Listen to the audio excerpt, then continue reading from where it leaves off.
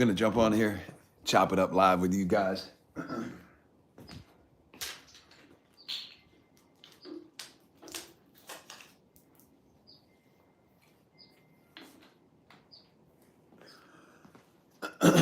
We got any people on here yet? No, nobody. I'm gonna jump on here, talk to you guys for a little bit. Every day we're doing a live. Every day for a month, I'm doing a live, talking to you guys, answering questions, seeing what you guys are up to. Oh, we got somebody on here, first person. Who's the first person on here? Drop a comment. Let me turn live chat. 3 people, 4 people. YouTube putting out notifications. 2 people said, the hell with this, we don't want to be on here. So what's happening? What you guys got going on today? Anybody got any type of questions you want to ask? I dropped a new video this morning about recidivism. Have you guys watched that video? Recidivism rate in this country is out of control. It's a sad situation with recidivism. A lot of people don't even realize it. You know, how often you have a conversation where you hear somebody say anything about recidivism, right? You never ever hear anybody talking about it. It's not even a big topic. In fact, when you look on YouTube, there's not even a lot of videos about it. There's not a lot of people talking about it. Probably it don't interest too many people, but it's a problem. And you know, it affects everybody in this country really, because who's paying for the people to be in prison? Not only that, when people get out of prison, if they ain't living right and they ain't doing right, who's paying for that? You know, how does it affect families? So recidivism is a big ass problem. If you guys haven't watched the video, do me a favor and watch it. What's up? Shout out from Tampa, Florida. Hey, we've been getting bad weather in Florida, man. Big country. What's happening, man? It's the first comment we got on here. Much respect to you, homie. Thank you for jumping on. Yeah, Florida been getting hammered by some bad weather. Did you guys get any bad weather down there where you're at in Tampa? I know that last one, not the hurricane that just hit, but the one previous. I can barely see. I got to turn this thing around. Yeah, that's a little better. The previous hurricane that hit down south, it smashed at, I think it was Fort Myers. Yeah, it was rough down there. So the reason I jumped on it this time today is because I was looking at my analytics to try to see when the most people are on YouTube that are subscribed to my channel. And apparently the analytics are not correct, because we got 3 people on here and they normally we'd have like 5, 10, 15, 20, 25, 30. So maybe this is not the right time. Nevertheless, I'm on here chopping it up with you guys. Seeing what type of questions you got. So if anybody got any type of questions. Big country, did y'all get hit down there with the weather? Missed a couple of your live chats. All right, Paradox, what's happening? Good to see you on here. Appreciate you being on here.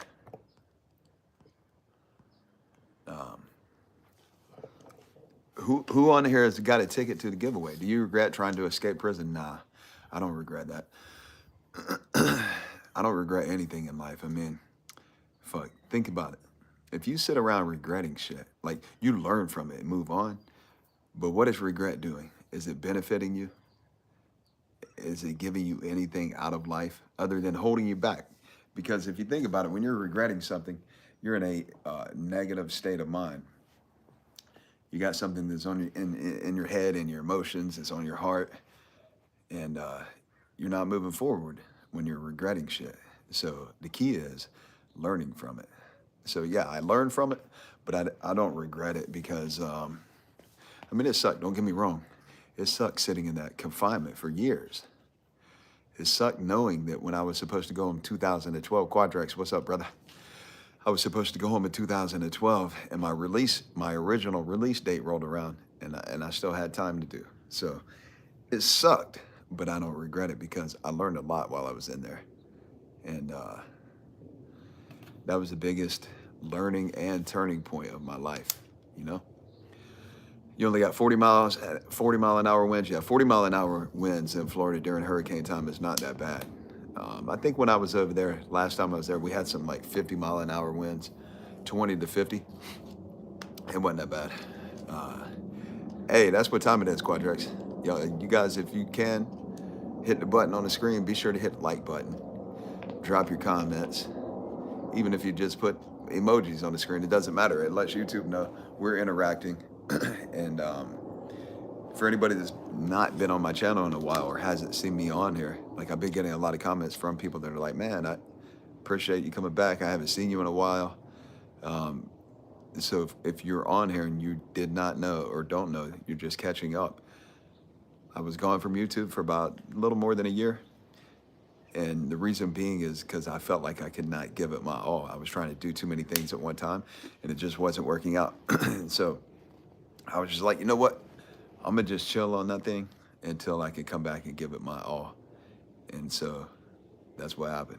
I just stayed away, lived my life. And then when I got to a point where I was like, you know, I feel like I could put 100% into it, that's what I did. And now I'm back 100%, doing videos every day, trying to put out more and more content, trying to find the right content, like, because I got multiple things that I'm doing content on. Like one of the big things is gonna be that motorcycle giveaway. So I'm doing giveaways where you gotta, basically, somebody on this channel is gonna win that bike. So you enter to win the giveaway on my website. After that giveaway, I'm gonna do this giveaway right here. This is gonna be dope. If you guys can see it, there's a car way over there. There's a car way over there beside the gym. It's red and black. So I'm doing that one next. And then of course I'm gonna do motivational content, which is my, you know, I enjoy doing motivational content more than anything because it encourages people. And when I say motivational content, one thing you guys gotta understand to me is motivation is bullshit. It's not a real thing. You can't hold motivation in your hand. People talk about motivation, but what is it really? Even though I talk about motivation, I got a cord under here I'm trying to get loose. Even though I talk about motivation, I'm saying I'm doing motivational content. What is motivation? Think about it. What is it? Because the problem with motivation is that shit, it only lasts for a little while. So the bigger thing is fueling the motivation, feeding it, right? Finding what fuels your motivation and then feeding that fuel, like keeping it full. Like, because motivation that's just a feeling that you get. And so that shit can go right away as soon as something bad happens. Or you ain't feeling too good, or you hit your toe on something. It'll blow your motivation out the water. So what the hell is motivation? You know? You guys drop a comment and tell me, how do you feel about motivation? Paradox said, you could use the community tab to let us know when you'll be doing the live, that or pre-schedule. I'm gonna do that for you guys. Today, I just went and I had lunch. And while I was having lunch, I was looking at the analytics on YouTube to see like when people are on YouTube, the most that are subscribed to me. And it actually said from a window from like 11 a.m. California time to like 4 p.m. And so I was like, you know what, I'm gonna do my live before it gets too late just to see, but there's really not a lot of people getting on here. So I'm really just trying to throw stuff out around to see what is sticking, see what is working, see what you guys are liking. And then I can run with that. The giveaways, that's set in stone. That's gonna be fun for me because that's gonna give me an opportunity to meet people from the channel, which is gonna be super dope. Actually meeting people and blessing them with like whatever it is that I'm giving them. So that's gonna be super cool. That's set in stone. I'm always gonna do some type of positive thinking. Like I have a mindset mastery course that I created that I teach people. So I will always do what I call like motivation. Again, I'm saying what is motivation, but I'm always going to put out content that people say is motivational, inspirational, encouraging. And then like today I put out a prison video about recidivism. If you guys haven't seen it, you need to watch it. It's a pretty good video. It's actually, It's eye-opening, man, the amount of people that we have going back to prison. And there's one underlying factor that crosses, it doesn't matter what color you are, it doesn't matter where you're from. It, it covers everything. All the dudes that are coming back to prison, there's one underlying factor. And I talk about that in the video. And that is mindset. You know, guys that go to prison typically, they don't have a real strong mindset. It is what it is. There might be people on here right now that are watching that have been to prison. And, you know, I'm sure you understand that.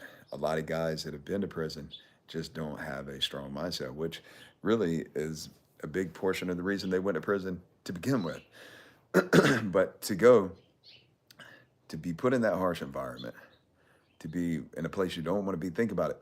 When they come to get you, I'm talking about police. When the police come to get you, they put these things around your arm called handcuffs. Ain't nobody asking for handcuffs. Nobody wants that shit. You know, if you're into that type of freaky shit when you have your sexual relations with your girl or guy, whatever, that's different. But police putting handcuffs on you, nobody wants that. Then they take you to a building called the jail. Nobody wants to be in there. The whole thing is nothing but a pile of, your whole plate of food in life while you're being locked up is shit you don't want.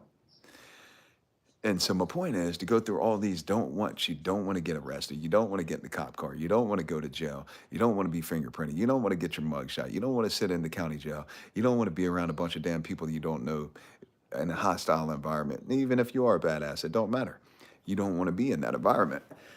And then to go to prison, ain't nobody screaming up and down like, yeah, let's fucking go to prison. And so my point is to go through all that shit of I don't want to, I don't want to, I don't want to, and to keep coming back to prison tells you one thing. These guys got a poor, broken mindset. And I'm not talking shit about them. I spent 11 years in there, but I'm telling you that I paid attention and I learned and I analyzed people. And I would see dude after dude leave, come back, leave, come back. And I'm just like, bro, what is the problem? And like I said, it was just one underlying factor. It ain't the people out here putting them in prison.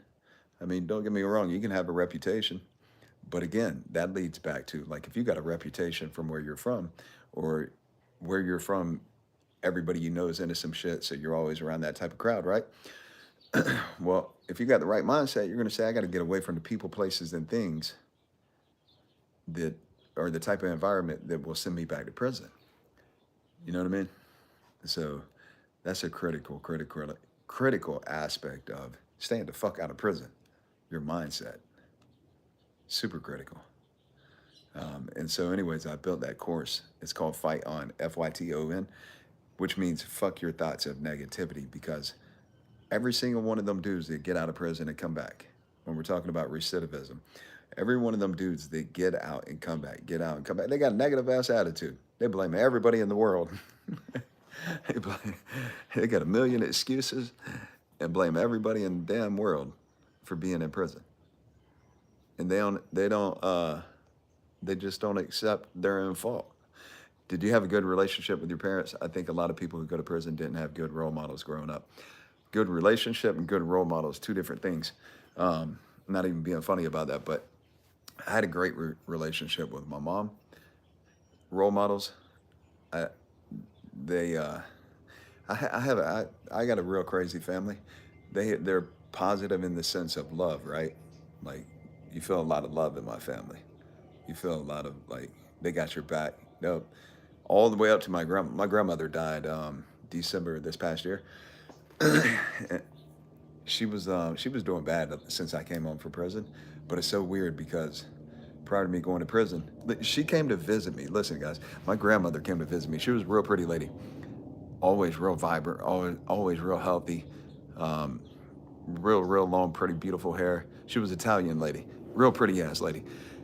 And when she came to visit me in 2007, right before I escaped, when I came back from the VP, dudes were like, hey, what's up with old girl? Who was that lady that came to see you? I was like, fool, that was my grandmother. So 2007, she came to see me. She was still doing good. When I came home, I didn't even recognize her. I was like, what the fuck happened? And so the reason I'm telling you this is, like, all the way from my grandmother down, we had a real super close family. There was like everybody got each other's back. My grandmother would fight with people. She didn't give two fucks. Like she was wilding, but you felt a lot of love from her, right? I learned a lot of shit from her. And she was the one person when I would get in some shit. Now she would get mad. Don't get me wrong. She ain't condoned the shit that I was in. But like one time when I stole the car, I stole this Corvette and I crashed it. The dude was chasing me. The guy that owned the car was chasing me, and I crashed the car into the vehicle that he was chasing me at. And like he tried to block me off. I smashed. I'm sorry for laughing. It was a crazy, crazy experience. Buddy got out. He was a big ass dude. I was a young kid. I seen this dude get out of this Jeep. I was like, oh fuck. And I crashed right into the front of it. And I did a U-turn and whipped it around, and I got away from him. Cops were coming after me and everything. I was in emergency lane with the front end smashed up on the Corvette, doing about 130, 140 in the emergency lane, passing traffic. I was gone. And so I dumped the car, and where I ran to, I actually ran to a church. I'm this young kid coming in there during the week, looking all hysterical. I said, I need to use the telephone. The people let me use the phone. So I called my grandmother. I knew one person I could count on was my grandmother. So I called her. She was like, where you at? I tell her where I'm at. She said, I'm coming right now. She came. She ain't turned me in. She ain't fucking no crazy shit. Now, when we got in the car, she tried to hit me with every damn thing in the car. I was like, God damn it. But you ain't gonna fight back with that lady. For number one, I loved her and respected her. So obviously, the one thing I learned in life, a good value was you don't fight with women. You're nothing but respect for women, right? And so there was no arguing and fighting back with her, but she came to rescue me. She did that a couple of times. Another time when I had a car that was stolen, I called her and I was like, I got to get rid of this thing. And she went in the woods and helped me wipe the fingerprints down. My grandmother was gangster, but that's not being the proper role model. Like she should have just let my ass get in trouble, I guess, you know. I don't know what the right answer was, but I really didn't have the right type of role models. You know, I was like, okay, we can do shit and sweep it under the rug. Is how my thinking was when I was a kid. So I know my life would have been different with a positive role model that I respected and feared, but I didn't have that. So one big role model that came into my life was when I was sitting in solitary confinement. And the neighbor, the dude who was beside me, hey, I heard that, Brandon. My neighbor that was beside me, when he slid the program to me, the Siddha Yoga program, that was like the biggest fucking role model in my life, that program, because it changed my thinking. That was huge. Let me go back. Zoom, what's up, brother? Adam Baum, appreciate this type of talk. Never been to prison, but went to jail once. Ended up beating my case, but it straightened my ass up. Just didn't want to be around that. See, that's the difference, is you got a strong mindset. Otherwise, you would have went right back to the same bullshit, doing the same damn thing, and probably ended up in prison. And that's where a lot of people fuck up at. They don't have the right mindset. Brandon, what's up, man? Yeah, respect to grandma. I love that lady. Hey, she went, I'm going to tell y'all this too. She went last year, right before she died, she went into like a coma, and she was in the hospital. Obviously, she's in the hospital, right? But she was in the hospital in Georgia. My aunt called, told us the situation. Immediately, we get in a vehicle, drive from California to Georgia, took my mom, my wife, and bro, listen, I said bro. There's probably some ladies on here too. Anyways, we walk into the hospital. In the hospital room, this lady been in a coma. And when she heard my mom and me in there, she woke the fuck up. She wasn't completely coherent, but she woke up. And we're like, what the fuck? Which, I mean, we were happy for that, right? And then I remember we were leaving. Like, she could get out little words, a few words here and there. And me and my mom, listen, my grandmother was, when I tell you she was gangster, and she would fight. I'm not kidding one bit. So when we were leaving out of the hospital, we'd been there for a couple of days. She looked at me and my mom. She said, y'all are motherfuckers. I said, oh, she's back. We was like, damn, she's gonna be all right. Because that's how she talked. Like she didn't mind cussing you out. She was just I never met another person like her. And when she said that, me and my mom were both we looked at each other, we were like, she's gonna be all right. She's still got that fire in her. And so we left. We came home to California and you know when they put IV in your arm and shit? They put an IV in her arm and nicked an artery and didn't realize that they nicked an artery in her arm. Like she was coming home from the hospital. They didn't realize that they had nicked the artery inside her arm. And so my aunt, who was there in Georgia, she kept complaining to the doctor saying, hey, something's wrong. Her arm's turning purple right here. And they were like, oh, no, no, no, no, no. And then like 4 or 5 days, maybe a week later, they called my aunt and said, you need to come to the hospital right now. So when she came, she said the doctor told her she's bleeding internally, and the only thing that we can do is cut her arm off. If we cut her arm off, she's already in such a weakened state she won't make it through surgery, or we can send her home and she's going to bleed internally until she dies. And we were like,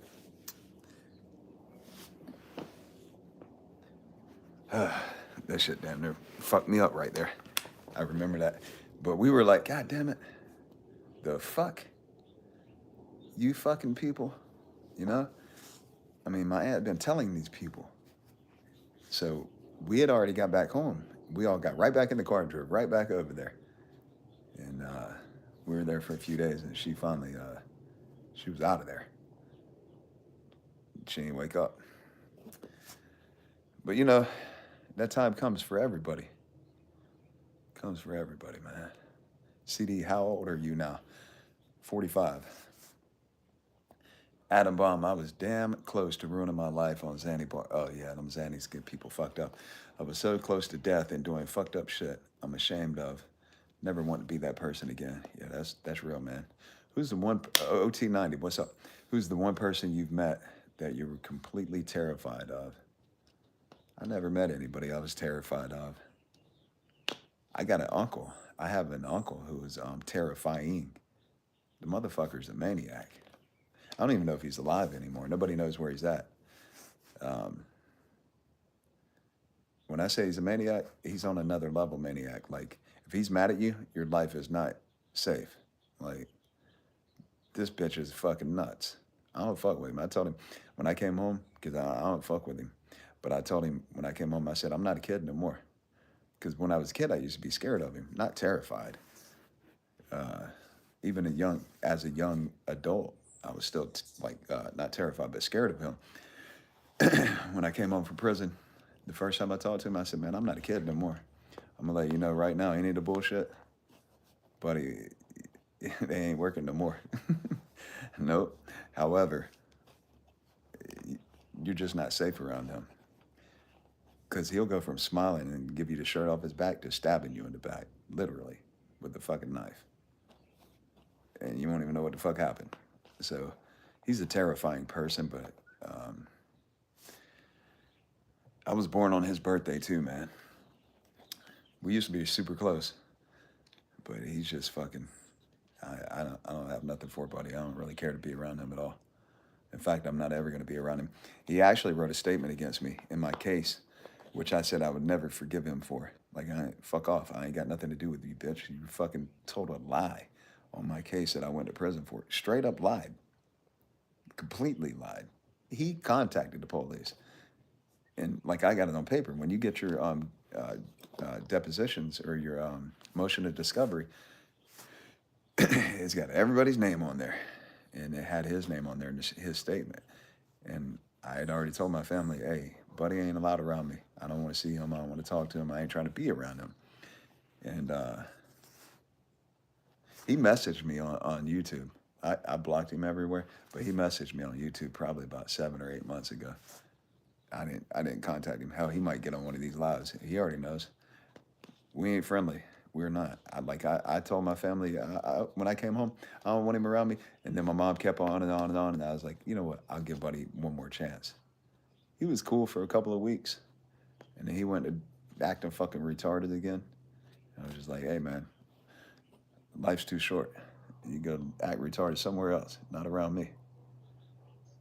Stiller, what's up? How are you able to have and maintain a positive mindset? Naturally, it feels easier to be negative. Nope, that's not true, man. 100% that's not true. And I say that it's not true because the very first thing that you're saying is naturally, it feels easier to be negative. You're telling yourself the wrong thing. You're tricking yourself, right? So the shit gets deep now. It's a lot to understand. And I actually explain it in great detail in my course. That I have a digital course. In fact, anybody that buys the course gets entered to win the bike. But the thing you just told yourself and you just told us in the chat that you told me, it's naturally easier to think negative, right? Or feel. Oh, let me go back and read the comment. Naturally, it feels easier to be negative. See, you just tricked yourself. You're telling yourself that.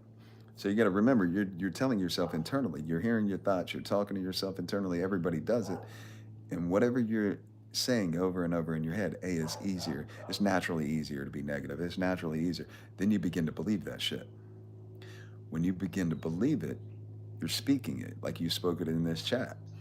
When you begin to speak it into the universe, whatever you put out is what the fuck comes back. So to begin with, number one, when you have the type of thought that you're saying it's easier to be naturally easier to be negative, you put the fucking that thought in a fucking stranglehold, choke the life out of it. You come up with something that is actually funny because I said this on a chat the other night. If you try to visualize choking a thought, that shit's kind of funny, right? I mean, how are you possibly going to do that? But you think that, like, this fucking thought, I'm about to choke this fucking thought out of my head. Or you find something that actually creates a positive laughter inside of you, makes you feel good, right? Because there's two things you can't do at the same time, which is be negative, like in an angry state, or smile. You can't do both of those at the same time. And if you're the type of person who walks around smiling and you're angry at the same time, you need some medication or some help.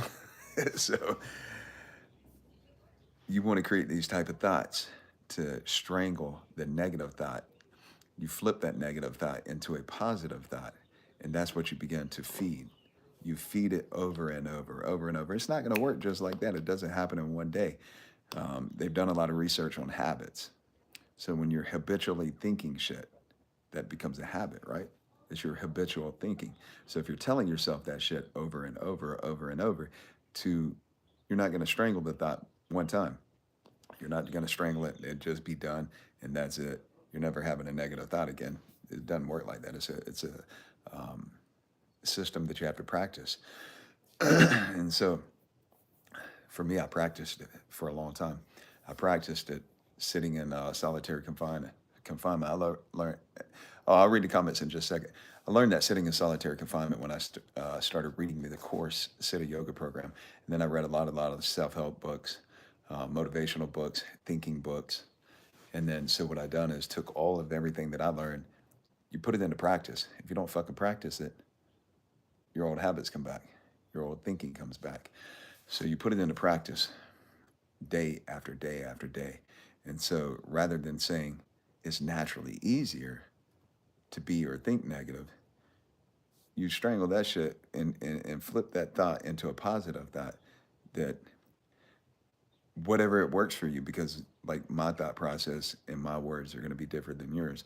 But as an example, you're like, nah, it ain't fucking easier. You're telling yourself that, but then now flip it. You say, nah, it's not easier to be negative. It's fucking way easier to be positive. Look, I'm alive. I'm breathing. I'm free. Even if you ain't free, I know some of the most positive fucking people inside prison. But you're alive. You're breathing. We got this one fucking life, and you want to make the absolute best out of it, because the one thing that everybody's in search of, don't care who you are, where you're from, is happiness. And happiness and negativity they're on the other side of the fence from each other. They ain't playing in the same yard. And so, like I said, you strangle the thought and you start reversing it into a positive thought, and you practice that shit day after day after day after day, and you never give up on it. And so you start to believe that it's easier to be positive, naturally be positive. You start to believe that. You start to think it. You start to think it, believe it. You're speaking it, right? You're putting that shit out into the universe. It's called vibrations too. And so you're creating this positive thought process, this positive vibration, this positive belief. That's the other thing too, limiting beliefs. That's a limiting belief when you're telling yourself that it's naturally easier. Man, you done made me go off on this one. Not go off, but talk a lot about that because, hey, man, we got one life. You got two things, positive and you got negative. And they're both choices. Realize that and really think about it. They're both a choice. Nobody can make the choice for you. You got to make the choice. Vet Junkie. What's up, man? Good to see you on here. Who was I talking about? I was talking about two different people. I was talking about my grandmother who passed away back in December. And then I was talking about my uncle who was a maniac. Them were the two people I was talking about. Sorry to hear what a piece of shit. What sent him over the edge? You know, OT90, I don't know, man. I really don't know what set Buddy over the edge. I know that his childhood was pretty dramatic. I don't know, like, for sure the details because he's older than me. But I know he had a hard time as a kid. Then he ended up on drugs. And when he's on some bullshit, he doesn't value other people's life. So he's a danger to society, man. It is what it is. I'm not, you know, I'm not like saying, I don't promote anybody going to jail or prison or anything. He'll get his own self fucked up. But he is a danger to society. Exhumed corpse. What was his motivation to volunteer a statement against you? Hey, man, I wish I knew the fucking answer to that. Like, when I told you guys he wrote a statement against me, this is my motherfucking uncle, my mom's brother. Not only did he do that, but way long time ago when I was a young kid, teenager, he had, my grandmother, his mother, she owned a bunch of rental properties. And she bought appliances from him that he fucking stole. They were stolen appliances. She bought them from him, put them in the rental units, and then something happened, and he fucking called the police and turned her in. Like, what? Bitch, you told on your mother? Like, I don't get it, man. I don't get it. Del Frisk, Frisch, how you say that, man? Frischkorn. That's a tongue twister right there. Dale said, I don't understand how people go back. Hell, I spent 30 hours in the county, and the food scared the food scared me straight. Hey, man, the food in that place is, I'm going to tell you the worst food I had, but it was also at the time a very satisfying meal. It was toilet paper. How many people in the chat right now, other than, I already know. Where you at? Hold on.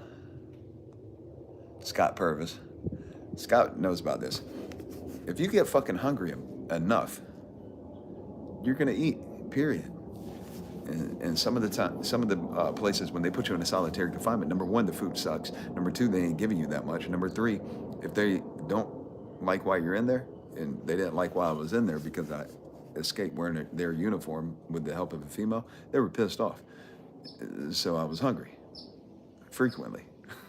So the worst meal was toilet paper, but it was also a satisfying meal because when you're that type of hungry, anything to subside the hunger is extremely satisfying.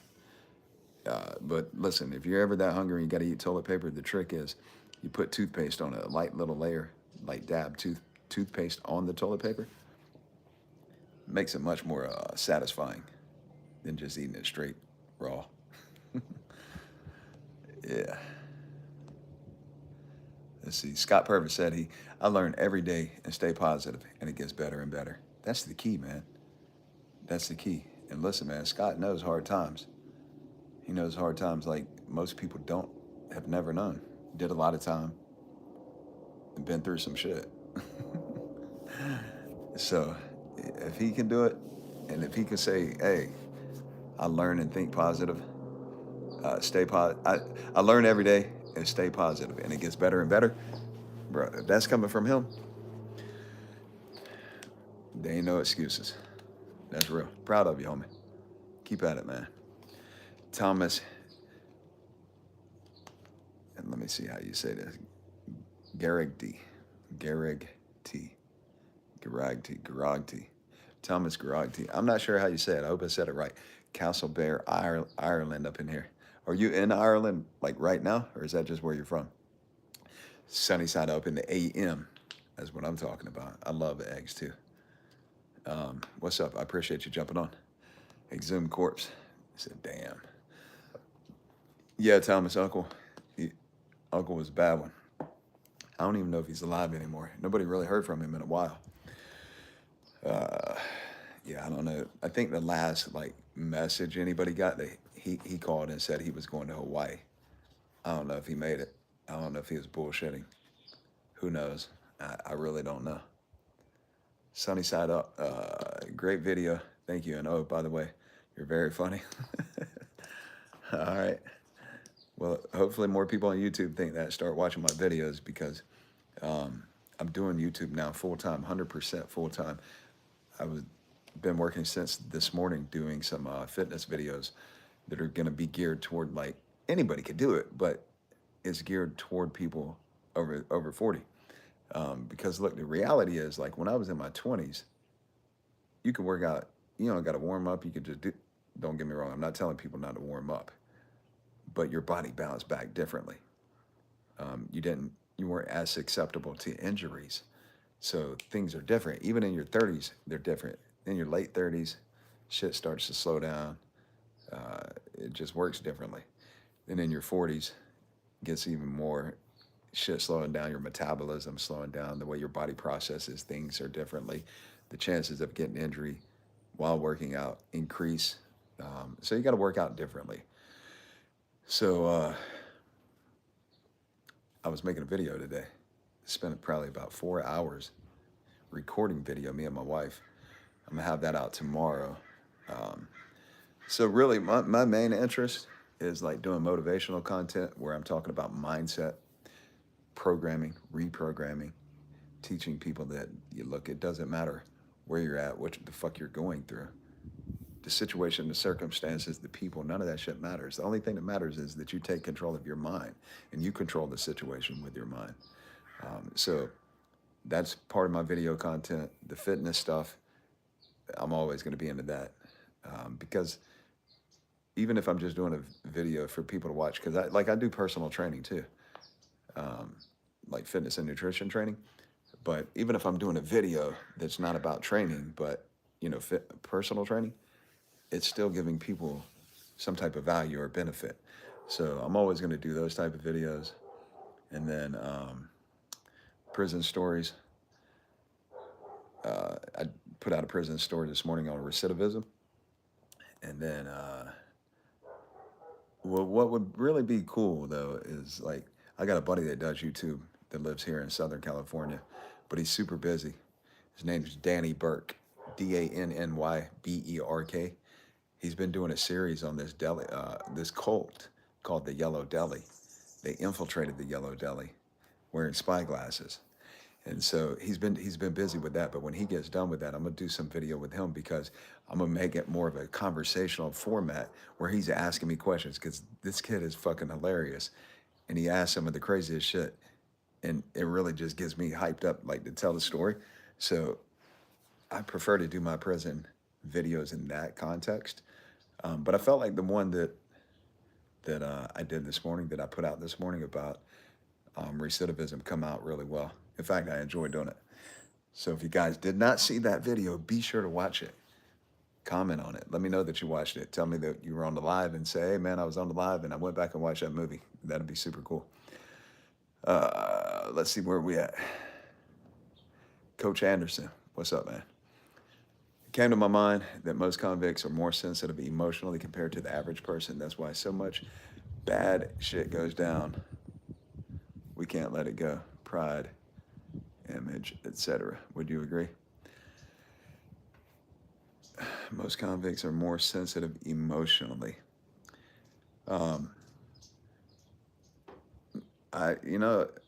Not really. I don't really too much agree. I mean, I think they do have a sense of pride, but I think more than anything, what they're dealing with is a swimming in ignorance.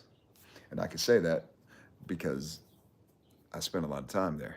I'm not just talking shit about people, but when we, so if the information is there, like all the information a fucking person needs or wants is here in life for you. You got to look for it. But if you could better yourself to where you're handling situations differently, situations of adversity or negativity that we all face in life, if you know there's fucking answers, there's solutions, there's ways to better yourself, and you don't get that information and use it, or you do get the information and you refuse to use it, to me that's a sense of ignorance. And I think that's where a lot of guys in prison or convicts fall short, is they don't take the time. Most people are blaming people, blaming other people for their problems. They don't take the time to accept fault and then learn from that shit and then try to improve themselves. So I think that's where a lot of that comes from, brother. Hope that answered your question. That's my opinion on it. There's really no black and white. You know, there's no 2 plus 2 is 4. That's my opinion, and that's been my experience. Thomas said, based in Chicago, visiting fam. You're visiting family in Ireland right now? That's pretty cool. Is it cold over there? ST, how's the family? Family's doing good. You know, but it depends on which part of the family that you're talking about, because my little brother's in federal prison right now, and my little sister is in federal prison. Other than that, everybody's doing good. Most of my family, well, all of my family live in Florida. They were living here, but my mom moved back to Florida. My sister moved back to Florida. My other sister went to prison. My other brother went to prison. They were all living here in Southern California. So all the people that are in Florida are doing good right now. My wife is doing good. She's in the house. She went inside to take a nap. She said she was tired from filming all day. So she's in the house right now. Joseph, what's up, bro? How you been? Good old bounce back, B. What's happening, man? Glad to see you on here, brother. Scott said, how can we spread word on social media to help build this channel? Well, you can hit the share button, copy the link, and then post it on your Facebook anytime you want to, or whatever social media you have. Feel free. Anybody that wants to share the channel for sure helps grow the channel, because I'm not going anywhere. I'm dedicated and all in to being here with you guys, sharing content, learning from you guys, helping you guys learn and grow, and being part of this YouTube thing. So yeah, I'm not going anywhere. Any way you guys can help, if you ever want to share anything, it's greatly appreciated, really respected. Sunny sat up said, I've been watching you since you got out. Yeah, I appreciate that. It seems like I remember seeing your channel name, or you know, your screen name since the very beginning. Unless, I don't know if you've changed your screen name, but I'm pretty sure it seems like I've seen that name the whole time. Dale said, that shit of blaming your childhood is just fucking excuse. I watched my brother be executed in front of me before being shot twice in the head myself, and I keep a positive stop with the excuses. I'm not sure exactly right there on the last point, but going through that, man, everybody's got a fucking story. That is crazy. Like, it's so weird. Like, we go through life just seeing people, and you never know what people have fucking been through. But everybody's got a freaking story, and that's crazy, man. To see your brother, my heart goes out to you, by the way, for that. And the fact that you got shot in the head. Like, most people don't live through that. That's what I'm saying. That's a major story. That's like, and then to say that you stay positive. Like, I already know you're not with the fucking excuses. So that's cool right there, man. None of the situation's cool, but the fact that you've overcome that and you say, look, is fucking fuck the excuses, and you keep a positive attitude, that's inspirational right there. You watch a video of me and my mom? My mom, I wish my mom would be on camera with me all the time, because she is actually pretty damn funny. Everywhere she goes, she always has people laughing. but she's just she's difficult to be around all the time. She's always trying to get me to do a million and one things. I'm like, Mom, listen, we got to stay focused. I got this one thing to do. And she want me to do 31 things in 10 minutes. Just like, oh my God. She's a sweetheart though. Thomas said, swimming in it. LOL. Hey, I hear you, man. Yeah. Joseph, you ever talk to the guard again? No. I did for a while. We were in communication for a couple of years. But shit just did not work out. It started getting kind of crazy. It didn't work out. Yeah, I don't. It didn't work out. I don't know what she's up to. I don't really hear any updates or anything. I'm not in contact with her. Um, yeah, I don't know. But yeah, we stayed in contact for a while, and shit just started going sour. Johnny Nava, OG, triple OG, how's it going, sir? It's going well, man. It's going well. I'm on here chopping it up with you guys. It could be way fucking worse. Like, we got one life, man. You got one damn life. So wherever you're at, whatever you are doing, you gotta act like you gotta enjoy the fucking shit out of it. Like, it doesn't matter what the situation, circumstances are. If you're ever going through difficult times, you still gotta find the light in the darkness. It's there, and you just gotta enjoy life, man. And you gotta keep a positive mindset. You hear people talk about that all the time, like a positive mindset. The shit holds weight, a lot of weight, especially when you're trying to succeed in life. And it doesn't matter what you're trying to succeed at. And when people hear the word success, that a lot of times they associate it with finances, with money, with wealth, or your career, something to do with financial.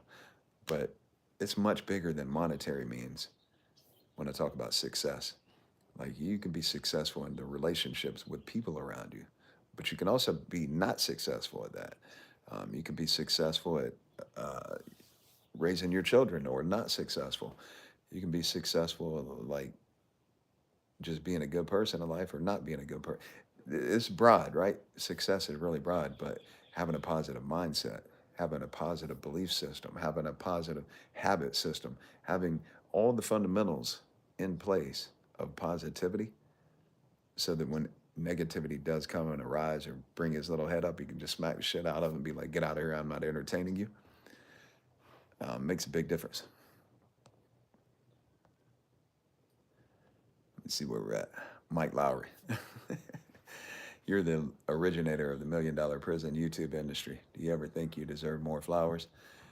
No. I think a guy named Joe, APS, After Prison Show, I think it's called. Joe. What is Joe's last name? Joe Guerrero, I think. I think he's like one of the originators.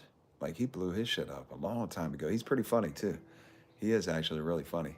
And then Big Herc, he did a really big one. But I don't understand why Big Herc's channel, Fresh Out, why it didn't blow up bigger than like it has. It's just kind of like, it made it really big and then just kind of idled out where it's at. Um, but definitely some people that started with me around the same time and even after me have blown it up and are doing real well with prison YouTube shit. Like Jake, 1090 Jake, he said he's seen a video of mine. I think it was one video or something, and it made him decide to start doing prison YouTube channel and YouTube prison channel. And fuck, I think he's pushing 1 million subscribers right now, and he's banking from it. He's doing really well, which is really good, man. Like, to come from, being a young wildin' kid that had the potential to be in the mix of some shit. I'm glad he turned his life around, and now he's doing his thing on YouTube. So that's really cool. Several people are really blown up on there, but I don't know. Nobody owes me any credit for it. So no, I don't deserve any more flowers. I just got to put the work in while I'm here right now, and grow this channel right now. You still doing the car thing? Not to be looking in your pockets or anything, but what do you do for income You definitely got the entrepreneurial spirit in you. No, I don't. I quit doing the car thing. The problem was is I was buying more what do you call it, off emotions, BMWs. BMW is my favorite car, but I can tell you this, and I love cars. I love anything motorized. That right there is fire. I love motorized shit, vehicles, cars, motorcycles, dirt bikes, jet skis. I have two jet skis in the garage. Um, I just like motorized shit. I have a sand car over there, and so anyways, I quit doing the car thing because I kept buying bad buys. My last one was a 6 Series BMW, the two-door one. Um, it was a 645 Ci, I think it was. I got it home. This shit was no good. Valves were burned in it. It was $2,500 fix. So I didn't fix it. I just took the $2,500 loss. After buying it at a dealer auction, I took a $2,500 loss. And from that point, I was just like, man, I'm not going to keep rolling the dice like this. I'm going here buying things that I personally like. Right? You know, I was just doing it as a side thing, anyways. And so I was just like, I can't keep doing this. This would run you in the ground. It's just not working. Now, if I would have put all 100% into it and just done it full time, I know for sure that I could have just analyzed everything, and then it's like, okay, I got to figure out something better, a better situation, better way to go about it. But you know, I never did, and I didn't do it full time, so it just didn't work out um, as far as that goes. But what do I do now? I do motivational speaking. I do online personal training. I have a mindset mastery course called FYTON, Fuck Your Thoughts of Negativity. And the course is actually on my website, FYTON.org. And in fact, I do giveaways too. This is actually my first giveaway. I'm giving this motorcycle away. No, I don't sell the coffee anymore. I did have a coffee business, but I'm doing giveaways now. I'm gonna be giving this motorcycle away, this custom bike right here, to somebody on this channel. And the way you enter is you go to my website, FYTON.org. You get either a t-shirt or the Mindset Mastery Program. I highly recommend anybody that wants to enter, get the Mindset Mastery Program. It's, you're fucking winning regardless just with that program because it's super beneficial. It teaches you a complete structured new way of life. And it's laid out like A to Z. It's simple. It's laid out in modules, day by day. It's 5 modules. You can read it in a week, but you're not really going to take it all in because it's got like practices and shit to implement into your life. So within a couple of days, like the first day, it'll make a difference. But once you start reading it, taking it in, and start practicing it, a week goes by, changed. 2 weeks, big change is coming. 3 weeks, you start living that way, your life changes. That's 100% why I am where I'm at today. Because statistically, I'm not supposed to be right here. Statistically, I'm not supposed to be on where I'm at today. So the mindset is the critical key to it. But yeah, that's what I'm doing now.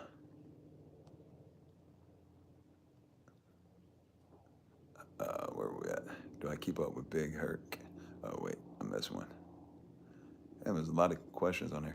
Dell said, what makes it worse is that it was at the hands of my own father. A divorce gone wrong. No need to make an excuse. I work every day. I made it 30 years after. Wow. That's even more fucking brutal. Damn. I hate to hear that, brother. Fuck, man. You're doing your thing, man. Super proud of you for that. The rest of it I hate to hear, but god dang, that's brutal. Ever keep up with Big Hurt? No, I follow him on social media, but he moved. He lives in Arizona. I haven't seen him since he moved to Arizona. Last time I seen Big Hurt, I'm gonna say it was more than 2 years ago. It was right around the time that I was doing a CBD coffee. He came down here, hung out for a little while, and I haven't seen him probably about 2 years. It's been a while, but I still follow him on social media. I just haven't talked to him. Mike Lowry said, I lived in Gainesville for 20 years. Know a ton of people from Lake Butler. The whole town has a dark cloud. Hey, 100%. A lot of YouTube, Florida prison celebs confirmed this is the worst. Man, I when last year I went back to Florida. I think it was last year, and I drove out to Lake Butler, and I drove on the prison grounds. I cut through the main unit, from the main unit to the west unit. Nobody said nothing to me either. I was like, I know they're gonna come get me. Then nobody said nothing. I even videoed it with my GoPro, but I don't have the fucking video anymore. I don't know what I did with it. Um, but when you go to that area, you literally feel the darkness. It's just like a heavy fucking cloud just weighing on you. You can feel it. It's just a negative energy in that place. And you know, the reason for that is because there's so many people. Listen, the people that come to work there, when you come to work and you're fucking angry and you're yelling at people all day, you're talking down to people all day. Think about it.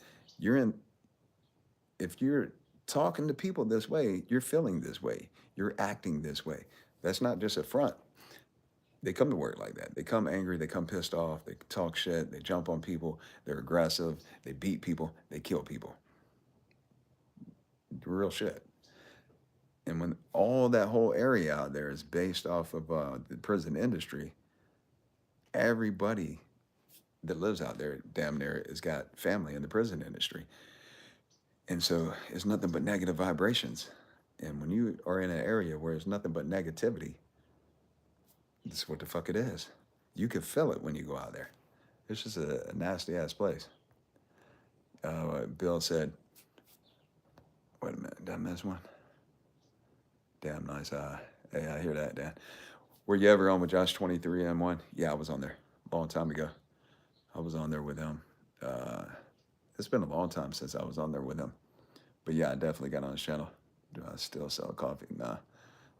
ST said, hospital scared me. Killed my dad too and a lot of other people.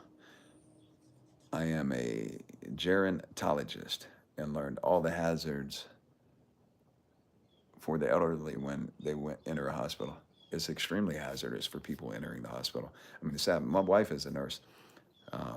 You know, I respect medical field and the medical people, but they're extremely overworked. Well, there's really no excuse for fucking just doing a poor job. Like the people, when my grandmother was in the hospital and they nicked her artery, they nicked something in her arm. I think it was the artery. And my aunt, her daughter kept telling them, hey, something's wrong, something's wrong. Told them for days. And they're like, oh, no, it's okay, it's okay, it's okay. And then 4 or 5 days later, however many days it was, the doctor called my aunt and said, hey, come to the hospital right now. And when she got there, they said, she's bleeding internally and it's basically going to kill her. Because they said the only option was to amputate her arm. If they amputate the arm, she's not going to make it through surgery. So they said, you got to take her home and let her die. And yeah, it's crazy. You just got to try not to go to the hospital, man. Try not to go to the hospital. Bill McDonald said, you're on steroids, it's obvious. Here's what I'm on. Here's what I'm on. Let me just show you right quick. I get on this motherfucker right here every day. I get on that fucking thing right there every day. I get on that motherfucker right there every day. I get on that every day. I hit this bench every day. There's a pile of dumbbells over there. There's a tire out there in the yard. That's what I'm on. But you know, to each his own, whatever they want to do. I mean, if I was, I'm sure I'd be far bigger than I am. I guess it depends on which ones you get, though. But I have taken them before, but currently, I'm not taking them. But it's kind of a compliment if you think I am, because that means I'm doing good. So I'll take that compliment. I appreciate it.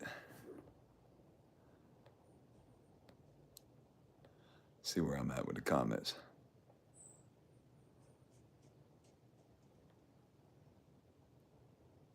Love new direction your channel's going. Bless you and your family. I appreciate that, sunny side up. Fuck all the bullshit. How was the CEO's cheeks? Me, raw. Oh, man. You You've been watching Big Hurt talking about busting cheeks. Well, I can tell you this. Motherfuckers ain't, I don't care who they are on YouTube talking about this and that. Ain't no CEOs breaking them out of prison. That's real. Find one other channel who buddy says a female guard broke him out of prison. So yeah, I know that's where you see me at, off of Big Hurt channel. But obviously I was having a good time, right? But you know, that shit was a long time ago. I'm not trying to drag that lady back down anymore. So she did what she did, and I did what I did. But again, ain't nobody else saying, yeah, a female guard brought me a uniform and it helped me escape from prison. They ain't saying that. They get them bring a cell phone in. They get them bring K2 and Spice. You heard it was a guy. You heard fucking wrong. You didn't hear no shit like that. Cut the bullshit. You know good and goddamn well you ain't hear no shit like that. Fucking, the fuck's wrong with you? Don't come on here talking smack now. But you know, it's easy to do that on here. It's super easy to just get on here and talk. No good and goddamn well it wasn't no man. And fuck, all you gotta do is Google my name. And you know what my name is. Google my name. See if a man comes up about breaking me out of prison. Fuck no. Prison's about 25% of the workforce in the town. Yeah, Mike Lowry, no doubt.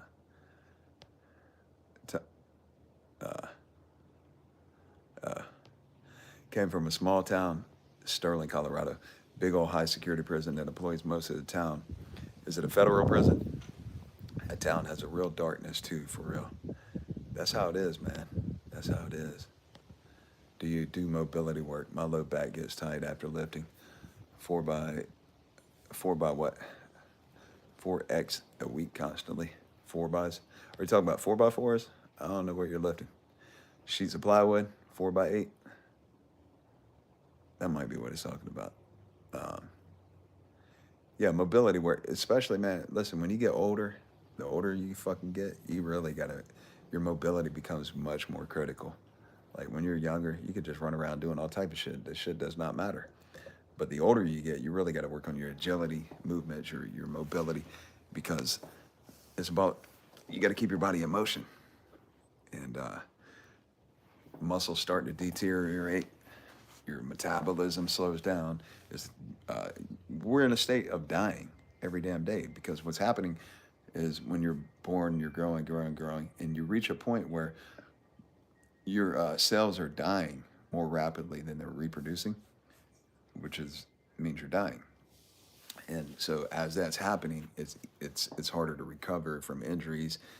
It's just your body's falling apart is what it is. I take everything too serious. Hey, I can laugh about it though. I mean, that's something I just, to each his own. I don't get down like that, and I don't really play like that. So, yeah, of course it sounds serious. You on there trying to tell me I got a man CEO to get me out of prison. What the fuck? I'm not supposed to be serious about that. But we can laugh about it now. It's been a minute. Big dog, glad to see you healthy and back on YouTube. Yeah, Gabi, I appreciate that. I appreciate it. 4 times a week? Oh, you lift 4 times a week and your lower back's hurting. Oh, I see. Listen, man, that lower back pain is fucking crucial. Like, the lower back pain is excruciating. I had lower back pain about a year or something ago. That shit was so fucking painful. I finally just went to a chiropractor. I was like, listen, man, something's wrong. I'm not trying to go to a regular doctor. So I went to the chiropractor and they did some x-rays on it. And Buddy was like, yeah, you got some problems. And he was actually a phenomenal chiropractor. He is. He's really good. And his name's Dr. Mark here in San Diego. Dude is a phenomenal chiropractor. And so he fixed me up, man. It took probably a couple months of going. I still go every now and then, but he hooked it up. And so you just got to be real careful, man. I'd have to talk to you one-on-one to really give you any advice on like lower back shit lifting, because without knowing the exact details or even trying to read it on comments, that's something you don't play with, lower back, you know. And that's really, honestly, my specialty is one-on-one training with people. Instead of doing like a broad training program where it's just one size fits all, my training's individualized to people, individuals. You know, fitness plan, nutrition plan. Like when I train people, number one, they got to be fully committed, dedicated. Like if I call you at 8 a.m. and I'm like, hey, take a picture of your food for the day. Like, because most of the people, they're doing like meal planning. Most of the people are going to work and they're taking their meals with them. Take a picture of the meal, write the date on it. You ain't gonna send me just any random ass picture. Write the date on it. So, and the reason being is because I'm not just gonna train anybody that's not committed. Because if you're not committed, then I give you the training program, then you come back talking about shit ain't work. No, bullshit. It works. 100% it works. You just don't put in the work. If you don't put in the work, you can't blame me. So I do one-on-one training. But the bigger part of it, what I've evolved my training into, is the mindset part of it. The mindset part is the biggest fucking part of the training. Mindset's huge. Nutrition, you can't outwork a bad diet. Don't care how much working out you do, unless you're young. You know, your teens and your 20s. Fuck, you can eat honey buns and McDonald's all day. But the older you get, you can't do that shit. You can't run from a bad diet. You ain't gonna outrun it. You can't run from it. You can't outwork it. So nutrition is really huge, which I do personalized nutrition plans for people, but the mindset part of it. Without the proper mindset, you ain't getting results fast enough. Life smacks you upside the head, shit goes on, and you just give up. And that's where the mindset part comes in, that just gives you the tools to not fucking ever quit, not ever give up. So yeah, let me get back on here and read some of these questions. Dell said, no, you're definitely not on the juice. Anybody who thinks that has never seen someone on juice. I had a buddy that was on it. He was 3 times your size and looked fake. Yeah, I know. Yeah. Are you still friends with Jessica? She's getting paid. Yeah, no doubt. She's getting paid huge. She's doing really well. She was on here last night on a live. Yeah. Yeah, she's cool. Yeah, her channel did blow the fuck up. Joseph Klimola. I'm not sure if I said it right. Nah, man, Sterling has state prison. Fucking massive, though. That 5-figure death punch singer had a dad there for a whole gang of time. No kidding. Wow, that's crazy. Greetings from Malaysia. Malaysia, damn, we're worldwide in here. That's crazy. Malaysia. I appreciate you jumping on. Super thanks for that. Appreciate it. Definitely. If you haven't subscribed, please do. Give us a classic story from the prison yard. Drink lots of water. Keeps the body young and filling. I drink so much freaking water. I drink about 6 to 8 bottles of water per day. When I was in prison, I used to drink like 12 bottles a day, but I work out fucking all day. But I sweated a lot, and I would measure the water intake. I had a plastic water bottle. I filled that bitch up like 12 times a day. Every day. Somebody commented on one of my videos the other day saying you can't do calisthenics every day. You tell people to do that. It's just bullshit. Listen, the people in prison, there's some dudes that are humongous in prison. There's some people that are in phenomenal shape in prison. They're not feeding them shit. They ain't got no supplements. They got motivation. They got determination. They got commitment. And they're fucking at it every fucking day. And all they got is calisthenics. They ain't got no weights, not in Florida. All the weights are gone. And weights are gone. Classic prison story from the yard.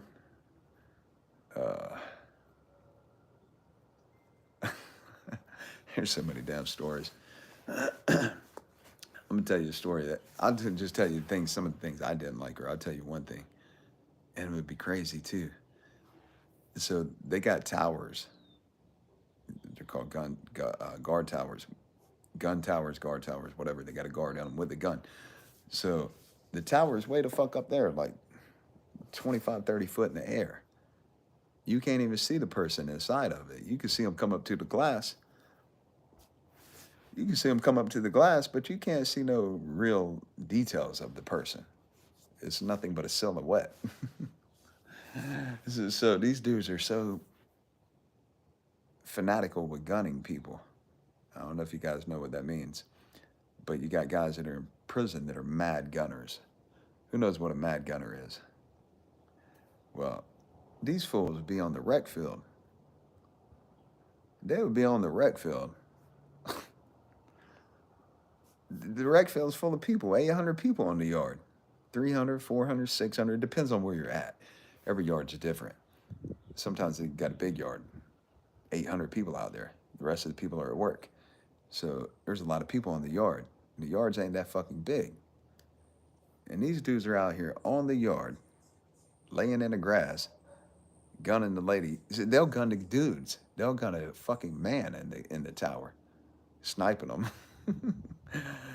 I'm just like, man, these freaking fools, have some respect for yourself and for the other people around you. You know? There was a dude in the county jail. This shit was funny. This was hilarious. Part of it wasn't hilarious, but part of it was. So I was in Duval County Jail for 2.5 years. They would not give me a bond, so I was awaiting what they called a waiting trial. I'm in that bitch. You see a lot of people come and go. And this one dude named Robin came. He was a Puerto Rican dude. He was a gay guy, but he was not saying any gay person is cool. I'm saying he didn't act feminine at all. And he was big as fuck.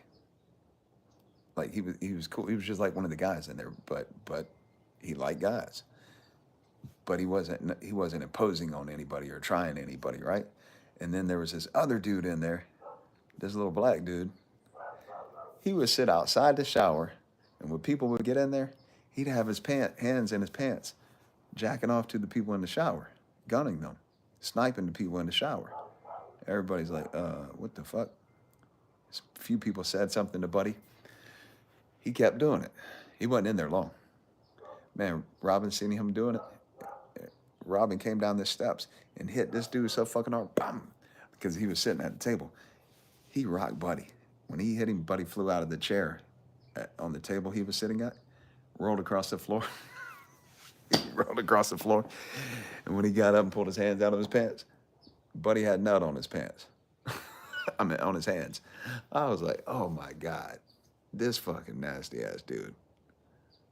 Oh my God, go gadget finger Sergeant Sanchez. This motherfucker. I forgot about that story. I'm gonna tell y'all that story again. Let me see where I'm at. Do I smoke any weed? No, I don't, but I'm all for it. All for anybody that needs it. Get it, smoke it, ingest it, oil, whatever, gummies, doesn't matter. This shit benefits people. It helps people a lot. It should definitely be 100% decriminalized. It's absolutely insane. My little brother's in Victorville in federal prison right now, which is out in the desert in California. Right where that shit is at, right across the street from the fucking prison, is a legal grow where they're growing thousands of pounds of weed, licensed. I'm like, how the fuck can you have all these different levels of, like, there's people in prison for weed, and then right across the street, they're growing it legally. The shit should be legalized 100%, is what my point is. But no, I don't smoke it. Sergeant Sanchez, what's good, big dog? Tommy Thunder, what's up, brother? Joseph said, damn, bro, nice job pronouncing my last name. Finish ain't easy, brother. Hey, I appreciate it, man. I'm glad I got it right. That's cool. Tommy Thunder, what's happening, man? Andrew Jimenez talking about Sergeant Sanchez. I'm going to tell y'all that story right here in just a second. Let me read all these comments. Tommy Thunder said, hit, like, and share. Yeah, please do. Andrew Jimenez, you're absolutely correct, man. Jacking off and sniping. Ahmad Sufian. I'm not sure if I said the name right. What are your thoughts on nootropics brain food? They're great. I have some in there. I think the one I have is one that Joe Rogan sponsors. I think. Maybe I need to take some more of it because I'm not positive. Nootropics are great. Fish oil, they're great. They're good as well. I definitely like both of them. Um, oh, no shit. Andrew said uh, Sergeant Sanchez was fired at DCI. What? Hey, good, man. That is a nasty, nasty fucking dude. He was just a fucking prick. That's what I'm telling you is when these people come to work, they come to work with this stinking fucking sour puss ass attitude, looking like you done got drugged behind a fucking horse in the rain and the worst weather around, and they done drug you around the block behind a horse. He got a terrible disposition. This damn dude, he was on my trail big time. Like, don't get me wrong. When I was in there, I was making money. So um, he knew I was up to something, but he really he wasn't able to really figure it out. But one day he got me. One day he caught me slipping. I'm gonna tell y'all the story right now. This is why I call him Go Go Gadget Fingers. This fucking fool. He I had came in from rec. So I come inside from rec, right? I go inside the dorm. I'm looking for this dude. He owes me money. I don't remember. It was like $50 or $100. I don't remember what it was, but the dude owes me some money. I'm looking for him, and I find him. Actually, what it was I'm trying to remember. This was a long time ago.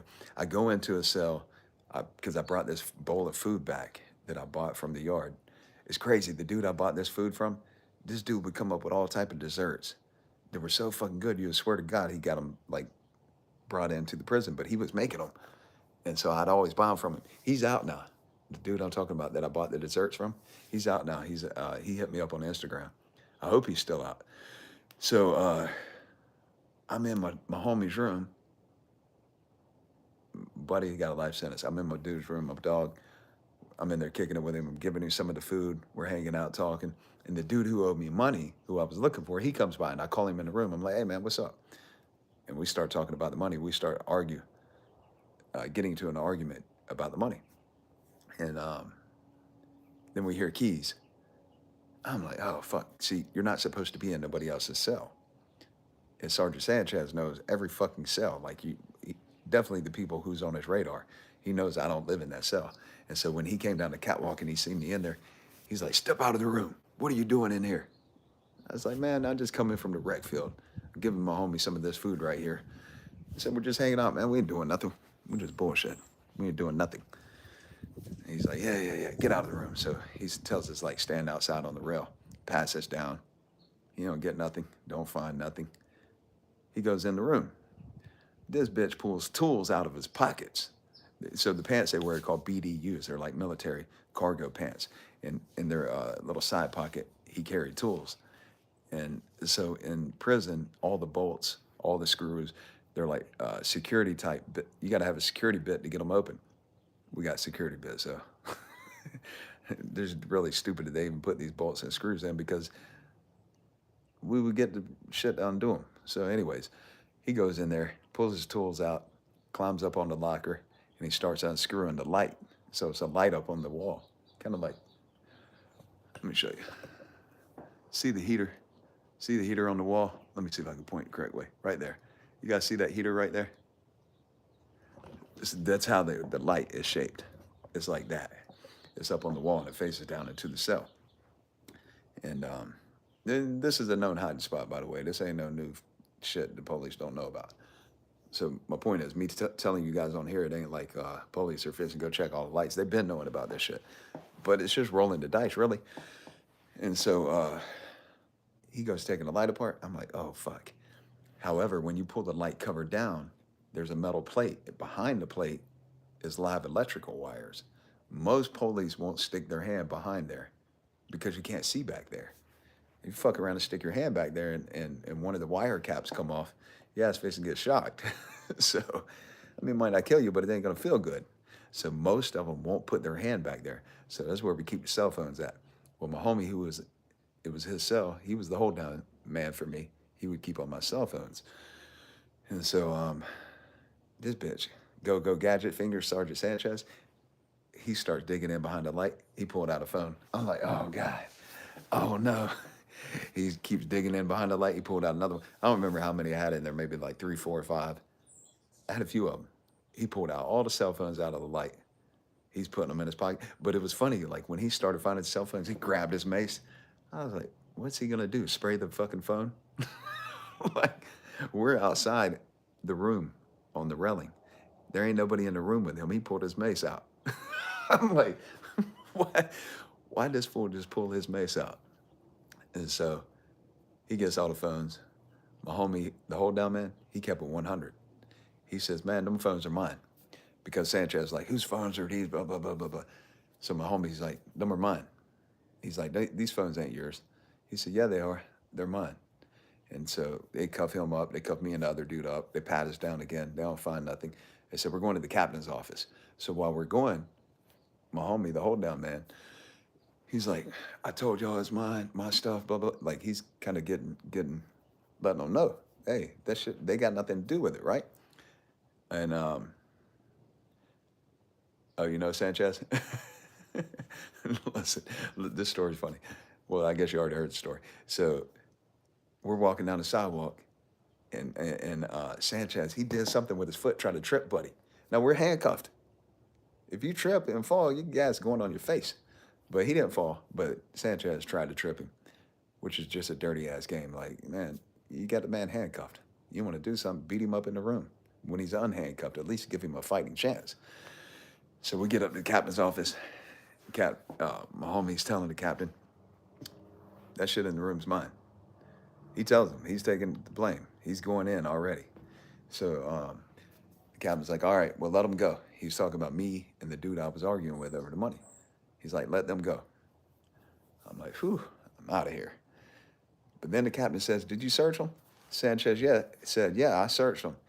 And then he was like, I'm going to search him again. This fool, he's searching. Man, let me show you guys what he did. I'm going to show you. Hold up. This is what this fool did. You got to take your shoes off when you get in a search, right? When you get patted down. So he takes my shoe, and then the back of my shoe inside of here, it was New Balance. You could get your finger in there, like inside the shoe, right? But you got to dig way far up in there. Like I had a $50 bill inside the shoe. You ain't allowed to have cash inside DOC. So I got the money way inside the shoe. Like, for sure, nobody gonna find it. I swear to God, this fool he had to have go gadget fingers because he pulled that money right up out of there. I was like, oh, he got me. So when he pulled the money out, I said, man, you can have that. That's lunch money. That bitch got so mad. He said, you're going to confinement. I was like, all right. I mean, what are you gonna do? You're going. You ain't supposed to be like, no, I'm not going to confinement. Your guys are going. And so they take me to confinement, and then I go to DR court. DR, so you get written up. It's like like when you're at school, a referral, right? But it's a disciplinary report. They write me a DR. They send me to DR court, and I remember I'm standing inside the DR court, and the captain was reading the, what do you call it, the DR. So they have to read your DR.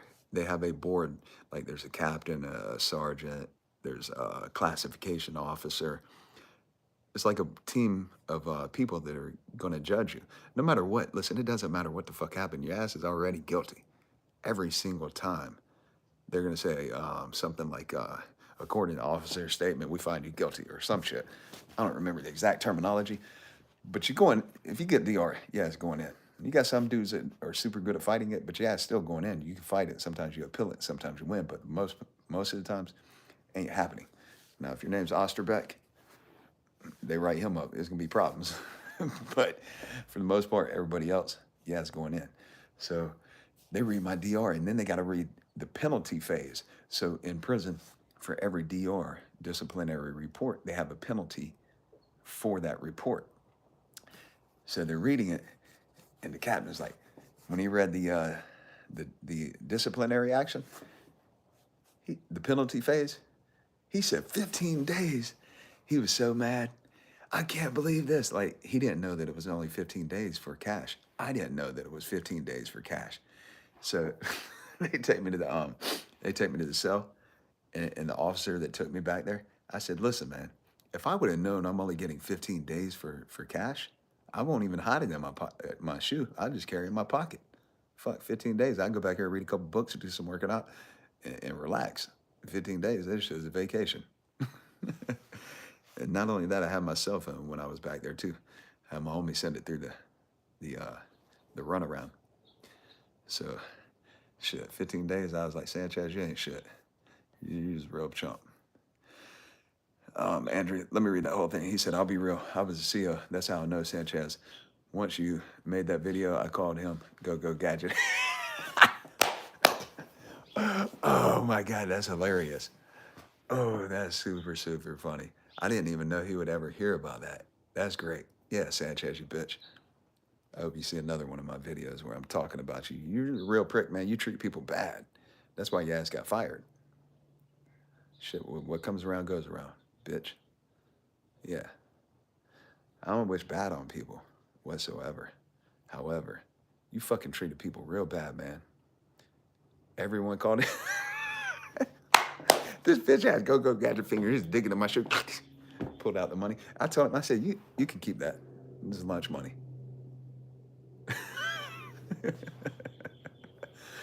That shit still cracks me up, man. Now his pussy ass got fired. I used to feel like, man, I would like to fight with this dude. Like, straight up, head up. You can't, I mean, as you know, you already know what time it is, Andrew. If Cat calls you out in there, he's fixing to get it. He's gonna wear it. It is what it is. He's definitely gonna wear it. Hopefully he lives through it. If he does live through it, his ass fixing to wear it. It ain't fixing to be no one-on-one. And there's some dudes that come in there that are real assholes, treating people like real jerks for no reason. And like some of them, you just be like, man, what's up? But I felt like that was Sanchez, but I already knew it wasn't gonna go down like that because your ass fixing to wear it. But if he came here, like I keep positive mindset and I love progressing in life and growing and learning. But if he came here to the backyard, I'd video it. You can run it. I put all my money on me. I would put, if Sanchez was here in California, I'd put this bike right here on it. I'd put that bike on me. I'd put it on YouTube Live. Guarantee you. The bike gonna be staying in the backyard. Sanchez is gonna be going home crying. If you're watching it, Sanchez, all you gotta do is email me. You can run it anytime you want. You went county? Yeah, man. The DOC is just like, listen, don't get me wrong. People need a job. But if you're the type of person who can't stand on your own and not fall fucking for the bullshit, they will suck your ass right on up in there and have you in the mix of some bullshit and just fuck your whole life up. If you ain't down with the good old boy system, then they try to run you out of there. They make it real difficult for good people to actually work there. So it's just a corrupt ass system from the top to the bottom. Top to the bottom. I'm glad you got out of there, man. I'm glad you got out of there for sure. Do I ride dirt bikes? I don't have a dirt bike, but I did. First, I got a dirt bike when I was 4 years old. That was my first any type of riding shit. 4 years old, had a dirt bike.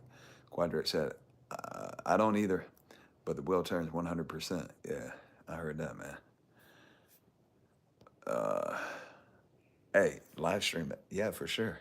I would live stream it with Sanchez, right? We can go in the backyard. I got a big backyard. Let me see how much battery I got on my phone. On my, yo, hold on. I can't see my battery life. I got my phone on charge right now. Hopefully I got enough battery. I'm saying, I got a pretty big backyard, right? It's full of grass. You ain't gonna get hurt too bad. You tap out, we call it a day, Sanchez. But look, my backyard's big enough. We ain't even got to go on the concrete. We could be right here in the grass. I'll move the car out of the way. I'll move the tire out of the way. I'll move my hammock shit. And we'll see what happens. And if I tap, hey, let me go. I'm not, it is what it is. I don't mind saying I lost. But, well, I can't put the bike on it because this is a giveaway. I'll tell you what I put on it. If Sanchez wanted to come, I'll put that car on me. I'll bet the car on me against Sanchez. And I don't even promote really that type of shit, but he treated people so bad and was just such a pure, malignant asshole for no reason that that's how I feel. So if he knew I called him go to Gadget Fingers, because Jimenez just told me he did, then chances are he might see one of my videos. If you got the means to come to California, fool, let me know. Let me know. And I'm older than him. So, hey, you're gonna look like a real idiot, Sanchez. Go Gadget Fingers. Oh, the battery's full. That's good. You can still be positive, throw hands with someone, beat his ass, and shake his hand after, or take your loss as a man. And listen, when you can't take a loss as a man, that shit turns extremely positive. Like, nobody wants to get beat up. But if you don't win, and you can shake the hands with the person, bruh, that's a big step. Huge step. Because nobody's trying to lose. But when you can admit defeat and then shake their hand, that's huge. That's super huge. And so it is what it is. And, not everybody can win every single time. I've tapped out before. Tapped out. You got me, fool. It is what it is, right? But I'm pretty confident. Bet you a tap in my yard, Sanchez. Yep. Oh, he's seen it before anyone confronted him. That is hilarious. I hope he sees this. I hope he sees it and he knows I'm calling him out. I hope he does. Fuck. I'd rather it be in my backyard, but I have 2 houses in Florida. I bought 2 rental houses. They might not even be far from him either. Because I know he's probably around like Union County, Bradford County, somewhere in the Iron Triangle, Gainesville. And the 2 rental houses I bought are probably like an hour outside of Gainesville.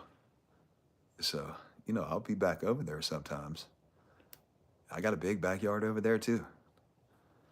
I got a big yard over there on the lake. The grass is a little softer too because it rains.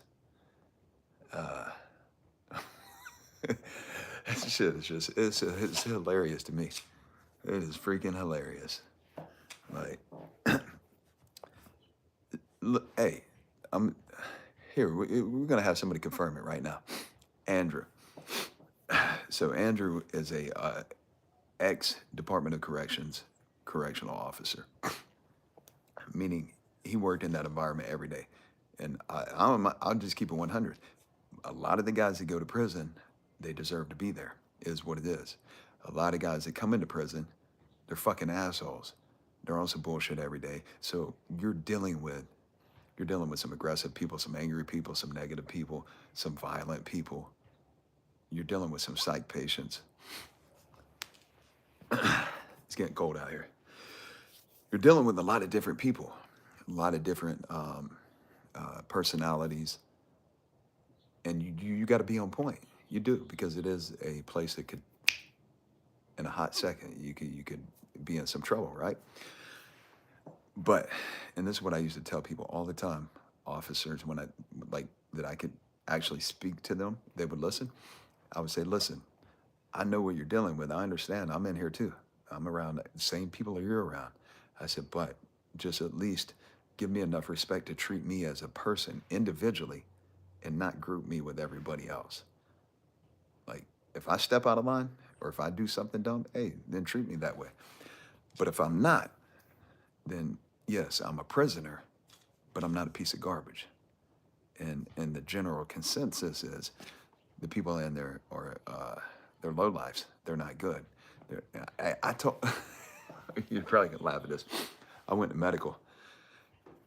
Exactly, and that's how I lived though, because I always said, you can take everything from a person when you put them in prison, right?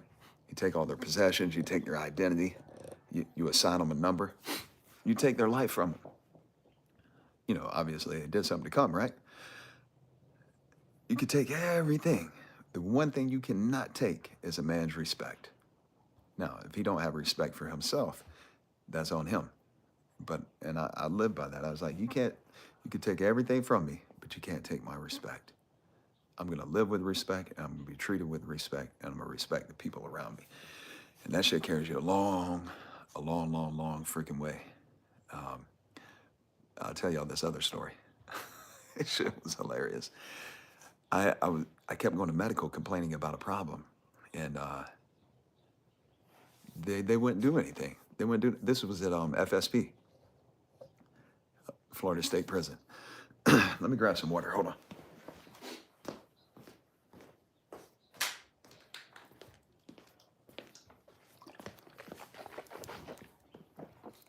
FSP, Florida State Prison, and that it's not a good place. I go to medical, and Swanee River, that motherfucker, shit damn near took my life. So anyways, I go to medical at FSP, and I keep complaining. To begin with, anytime you leave your cell, you're getting handcuffed and shackled. You got to march your ass down a 1/4 mile long hallway. These shackles are tearing into your ankles. It's just all bad. Then when you get to medical, you got to sit inside of a cage about as big as this telephone booth right here. You guys see that telephone booth? You're sitting in a cage about that big. Literally. You're waiting in a cage, you're handcuffed. It's not a fun experience. Then you go into medical, you tell the doctor what's wrong with you. They ain't even telling you shit. They're telling you nothing's wrong, get the fuck out of here. And so I kept complaining. And finally, one day, when I was in there, I was talking to the doctor. He was listening, but not listening. And I asked him, I said, sir, can I ask you, if your dog, the family dog, was itching uncontrollably, like you were checking for fleas or ticks or whatever dogs get, right? He was listening, and he replied to me. He said, yeah.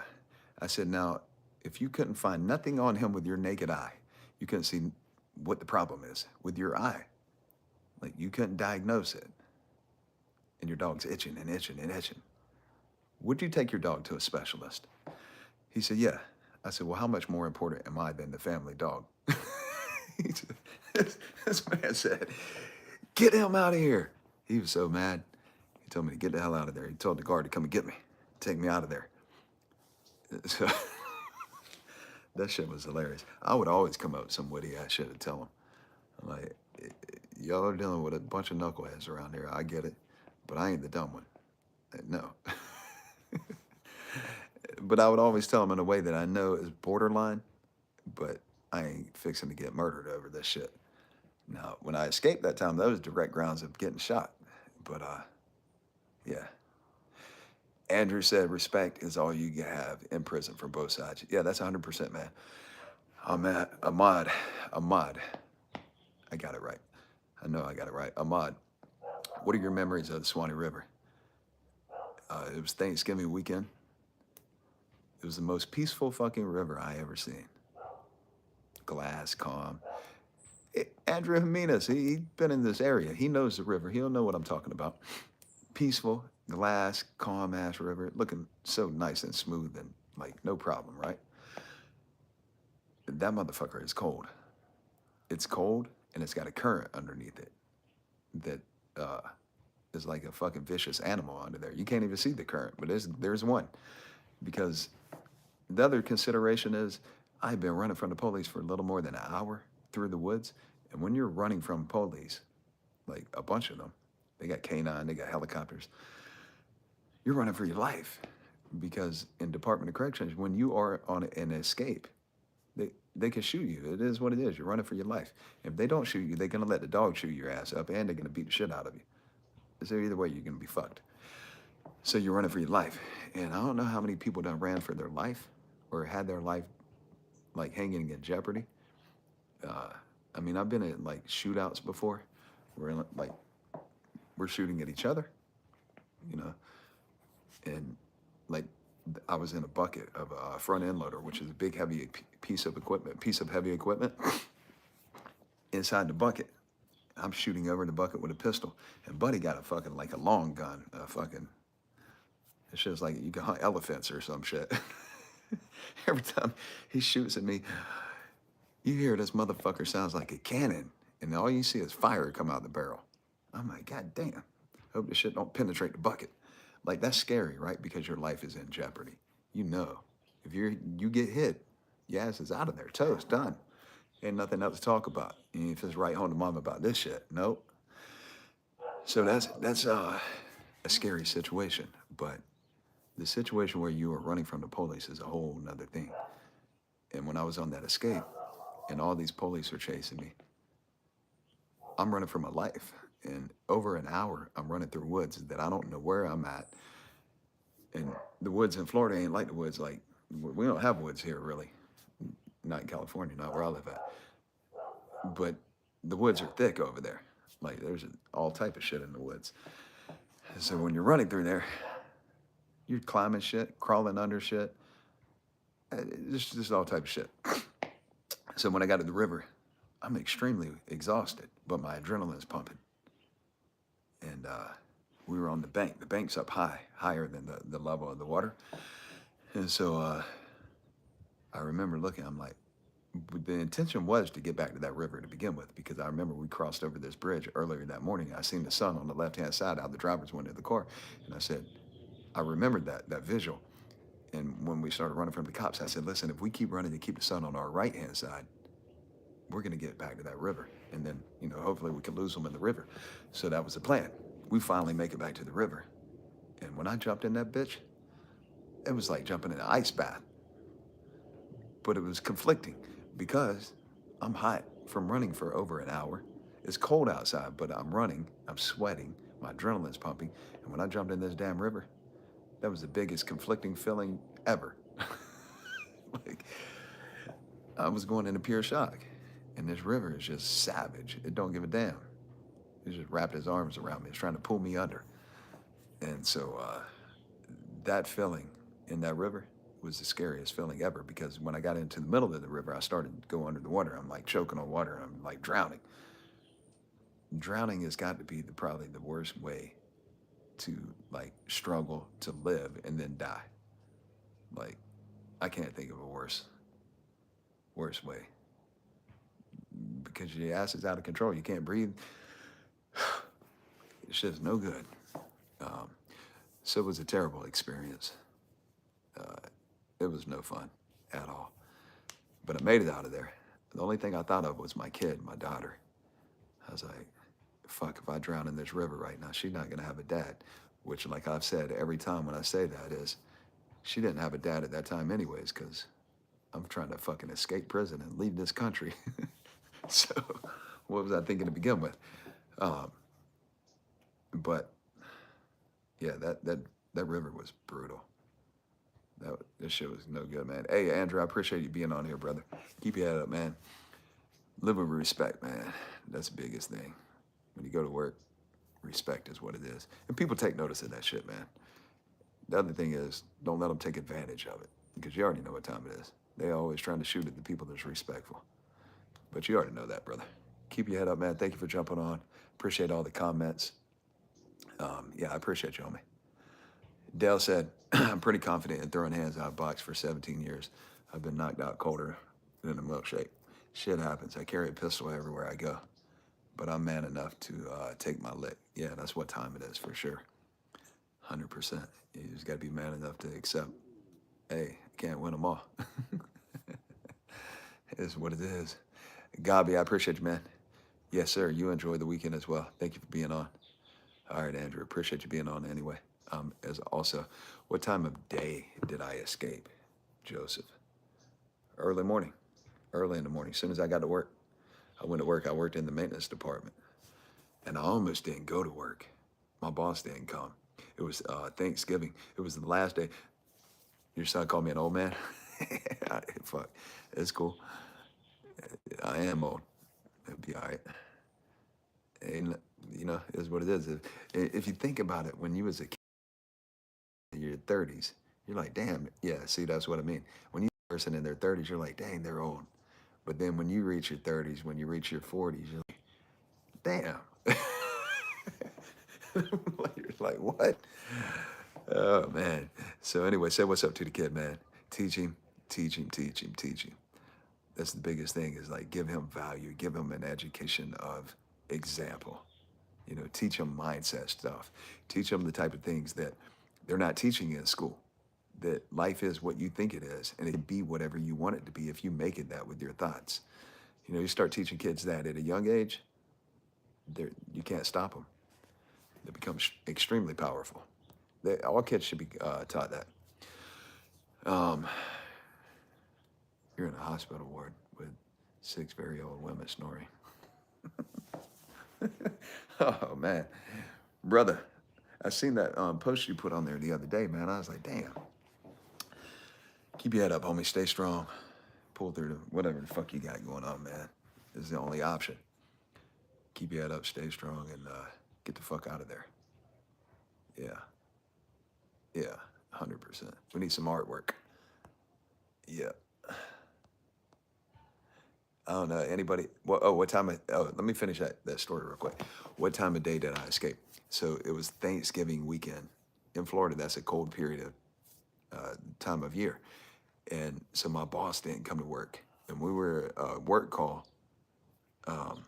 The people was leaving to go to maintenance. I was looking. I was like, where the fuck's my boss at? I don't see him nowhere. And then I asked somebody. That's the only choice, Quadrex. So I asked somebody. I'm like, hey, where's my boss at? His name was Mr. Griffiths. He said he ain't come today. Now, if my boss didn't come, that means I'm not going to work. My plan to leave, escape, is already in the works. Now my boss didn't come, so I'm like, fuck. So I started asking all the other bosses in maintenance, hey, can you take me out? They were like, oh, no, no, no, no. Can't take you to work today. But they're just going in the maintenance building. They ain't fixing to do shit. It's the fucking last day of the weekend. They're just going to hang out. So I finally convinced one of them. I said, look, man, we got a long weekend. I don't want to be in here all weekend. Let me come out there. Let me go to work. So he's like, all right, come on. He took me to work with him. Otherwise, my plan would have fell apart. So it was early in the morning. It was at work call. Probably, I don't know what time that was, like 8 o'clock in the morning. And probably by 8:30, 8:45-ish, somewhere around there, I got prison uniform, a guard uniform on. I'm leaving. It was probably before 9 a.m., if I remember correctly. I'd say, yeah, it was before 9 a.m. And then by about 10 p.m. that night, I was back in jail. Gainesville. Took me to the Gainesville jail. I just seen that jail too. I was just in Florida, driving through Gainesville, and I seen that county jail that I was in. I was like, oh damn, that brings back memories. Yeah, that was fuck. That guy saved my life though. That police officer that arrested me was a state trooper. He because if the Department of Corrections would have caught us, we'd have been toast, done, killed, murdered. There would have been no living through it. And when they came to where he got us in the cop car on the side of the road, when the Department of Corrections pulled up, they were screaming at the cop, telling him, let him out of the car. Let him, like, they were wanting to get us out of the car to take us with them in their van. I'm like, oh, fuck. But the man said, nope. He said, I ain't letting them out. My hair going crazy. He said, I ain't letting them out. He said, they committed a crime. I'm taking them to jail. I'm charging them with a crime. You can pick them up from the county jail tomorrow. I was like, whew. But he just saved our life. He knew what time it was, too. The state trooper knew. So he took us to county jail. He said, was I in a gang or did I stay solo? Solo 100%, 1,000%. Like, you know, people do it. People are in them. That's on them. That's their thing, but not me. It never was for me. It couldn't be for me. I just wasn't going to be no part of it, you know? Just couldn't do it. And you know, people join gangs for different reasons, but for me, I already got to, like, I don't like people telling me what to do. I'm trying to be my own man every single damn day and live on my own terms and rules. And being in a gang, there's always going to be somebody else above you telling you shit. Uh, that's like that anywhere in the world, really, because we always have some type of system set in place governing the people. And you got to follow by the rules and abide by shit. But when you're in prison, that's a little system that you're around these people every damn day. Like when you're at home, yeah, we have rules, but ain't nobody here. Nobody here fucking with me, telling me nothing. In prison is way different. And, you know, you might even join a gang and be one of them, one of their push buttons where they send your ass on a mission to go do something to somebody. You could have been going home. Now your ass ain't going home. Shit. No, not me. Nah, man, I couldn't do it. Could not do it, brother. No, sir. What other type of questions you guys got, man? Y'all want to look at the bike? Who wants to look at the bike? Anybody want to see some close up of the bike? I crank it up. Y'all want to hear the bike crank up? Drop a comment. Tell me. Y'all want to hear the bike fire up? Are you allowed to visit your brother? Not right now. I don't know if they're going to let me on this visiting list. And the reason being is I got an escape charge from prison. Typically, yes, ain't coming to prison to visit nobody when you got an escape charge, because they run your background to get on the visitation list. You know what I mean? So chances of them letting me come in there to see him are slim to none. Yeah, I've been to Bike Week in Daytona, 100%. I'm from Jacksonville, which is right outside of Daytona. Bike Week's mandatory. Man, you did those to inspire me. Oh yeah, crank it up. Who else wants to hear the bike crank up? It's been sitting here a couple days now. It's cold out. Y'all got a good view of it? Let me see.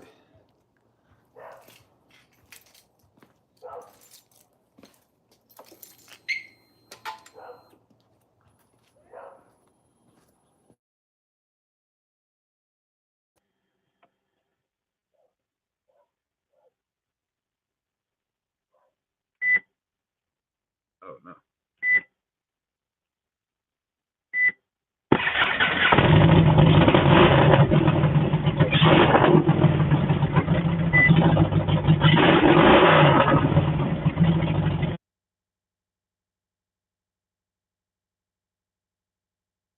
That shit don't even play now.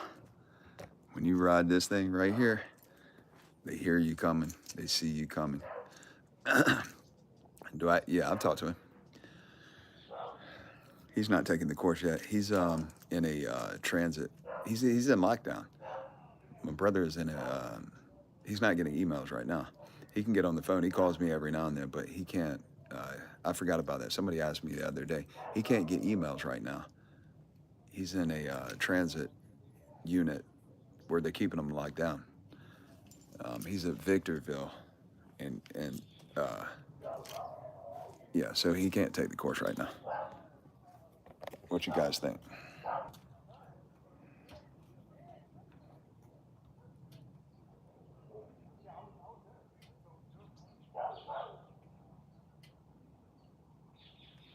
Who likes a bike? Look at this shit. This bike got so much detail in it. I mean, everything got detail. Look at the flake in the paint. Let me see. If I can get the camera to show it correctly. This piece right here. Oh, shit.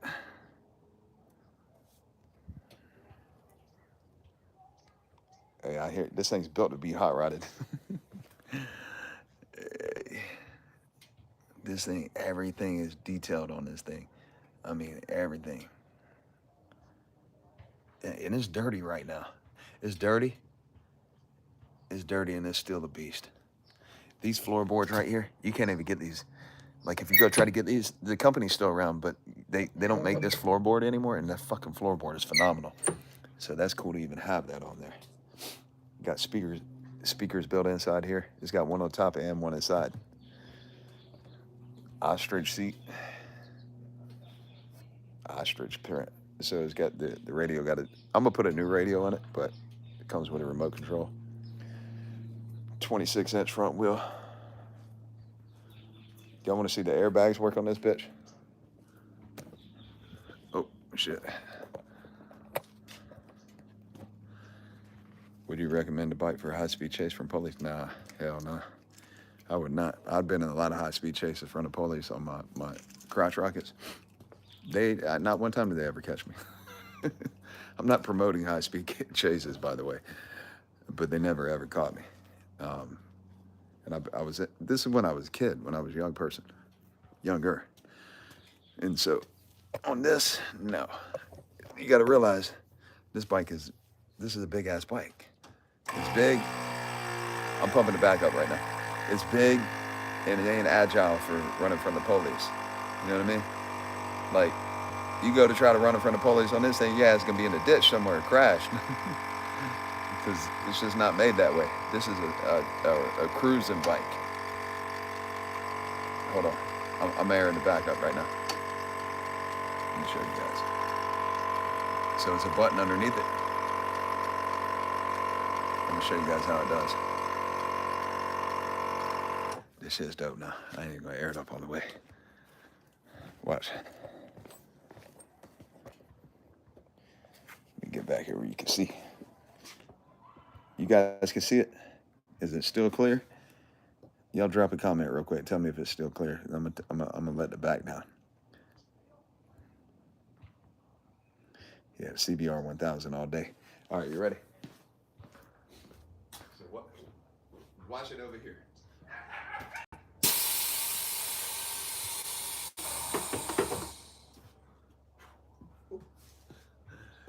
Hey. When you pull up on this baby and you let air out of it and it sits down on the ground like that, people are like, damn. I mean, look how low this side over here is. It's like all the way down to the ground.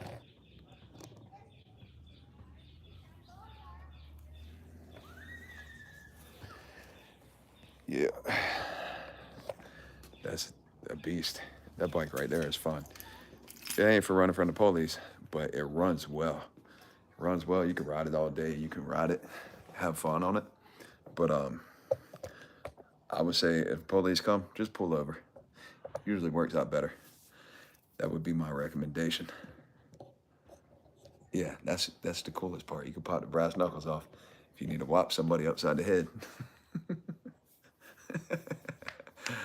After you crash. Listen, man, if you enter to win the bike and you don't ride bikes, fuck, give it to somebody. Think about it. Where can you ever get a bike like that for that amount of money? It ain't happening. Somebody's going to win that bike for an entry fee. It's like a no-brainer. Right? So my point is, if somebody enters to win, you could turn around and resell the bike. Minimum, if you look it up on Facebook, Marketplace, so you go on Marketplace and look up a custom bag or motorcycle, this complete, there are some custom bikes, but this bike is completely custom, front to back. Everything on it is tricked out. Yeah, they can hear you on this bike. This bitch is loud.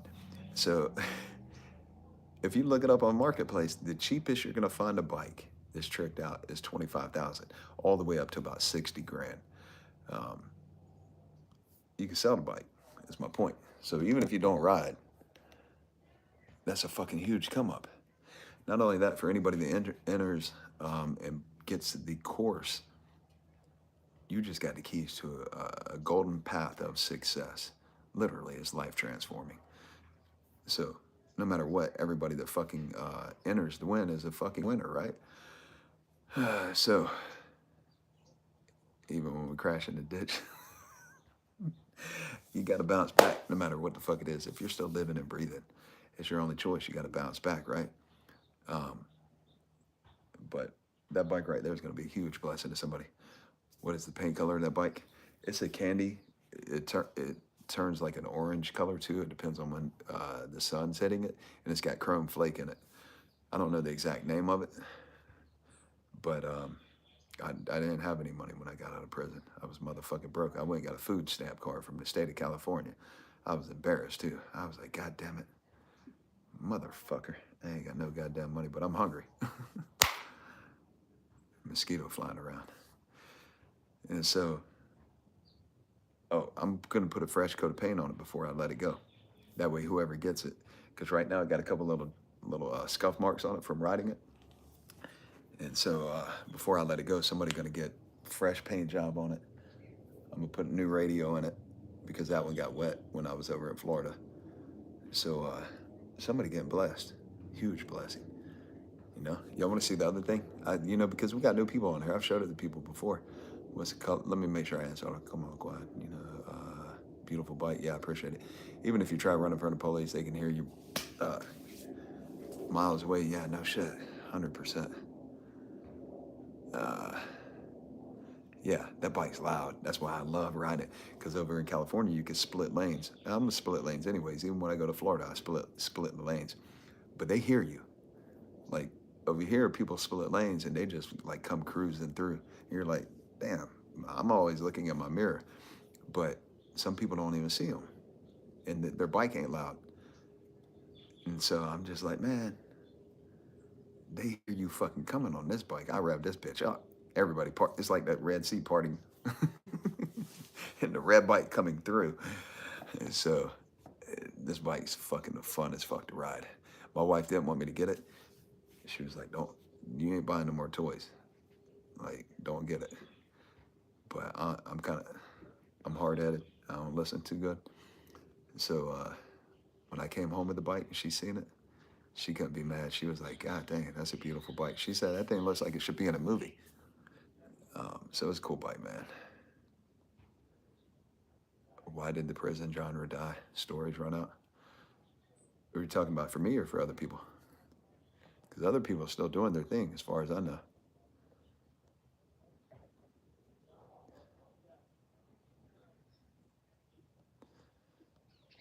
Is that what you're talking about? If you win the bike, will I mail it to Malaysia? Oh, we can't do that.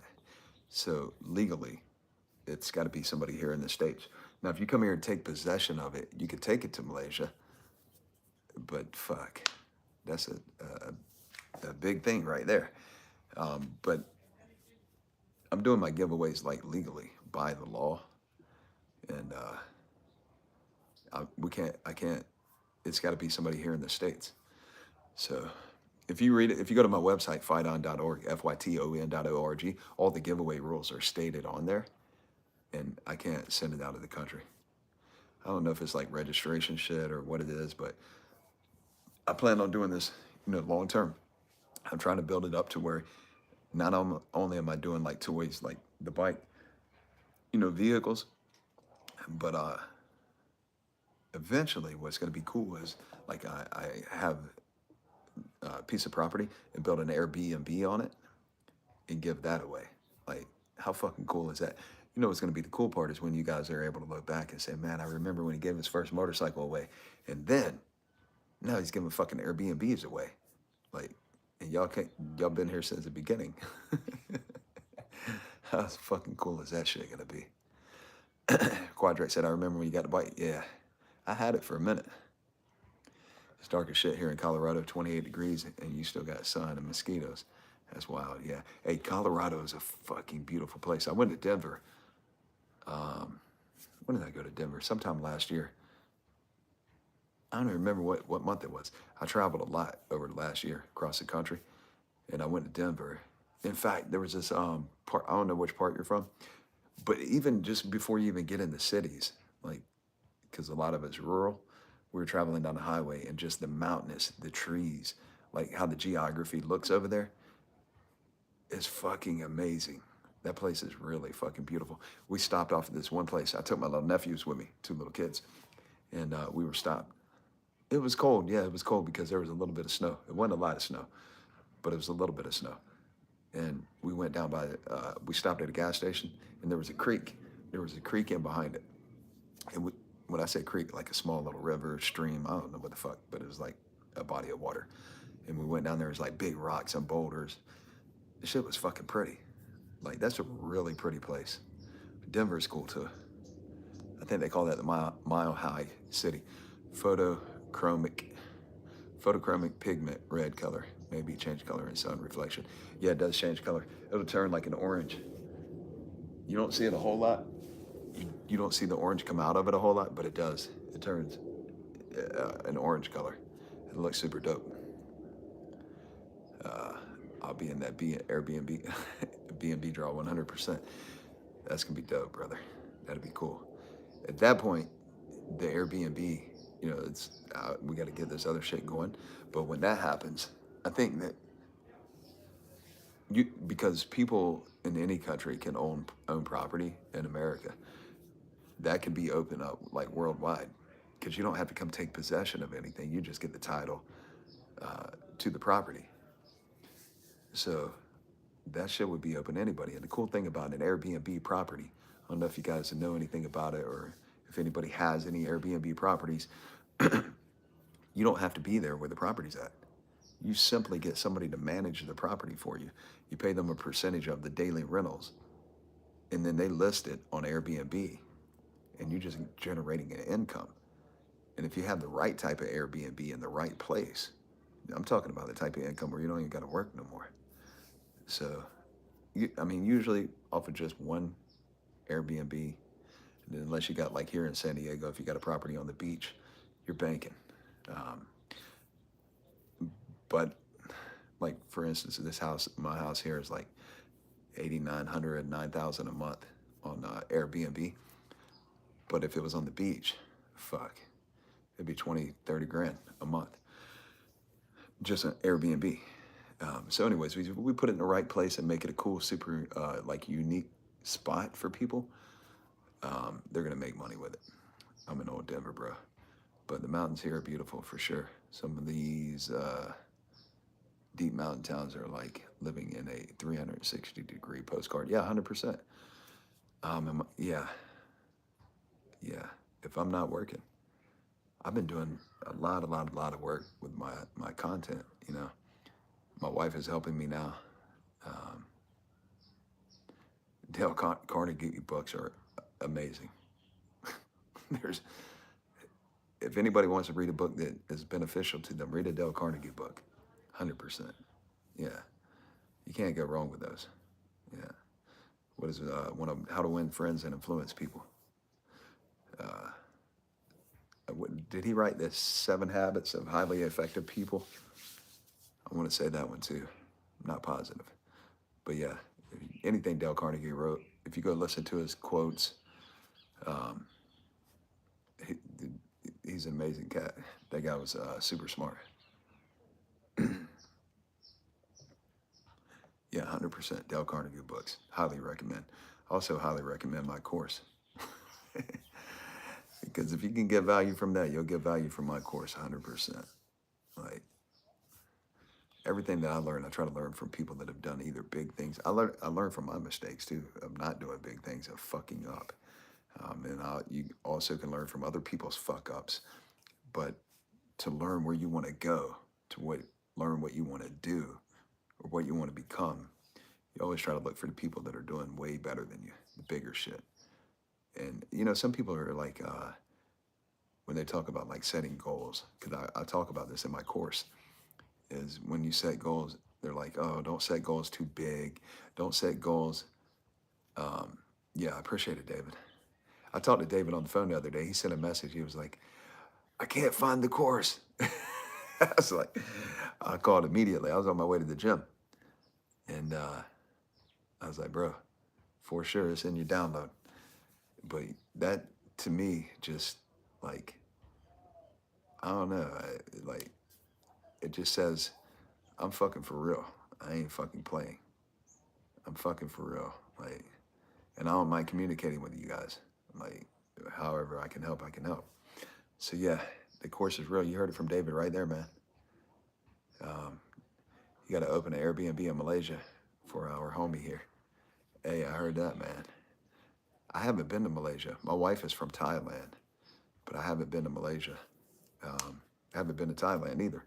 I would love to go over there. I like to travel. I've been places. I've been to I've been to Italy. I've been to Spain. I've been to Mexico. I've been to Canada. I went to Canada before I went to prison.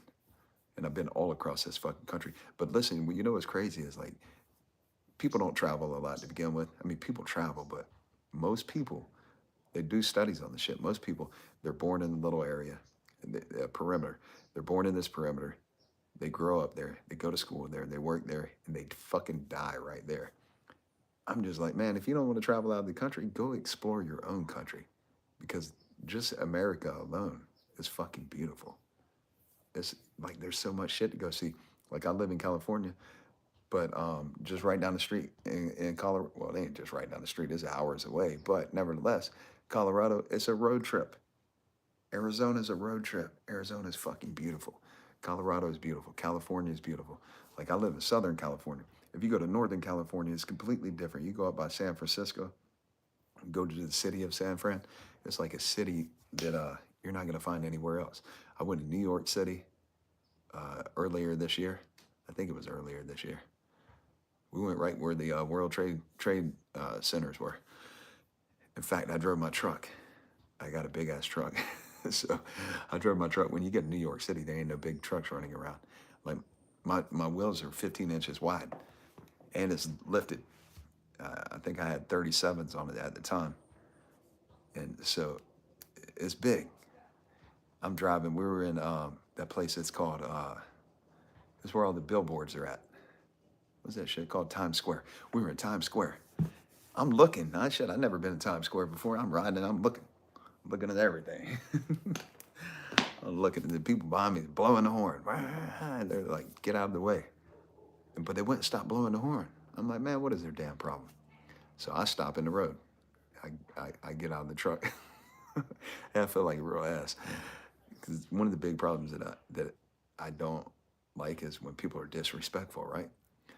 And so I wasn't doing anything. I'm just driving and looking. Yeah, I might not be going as fast as you want to go, but fuck, you ain't got to sit there and lay on your horn like you're fucking, like you just passed out and your head hit the horn.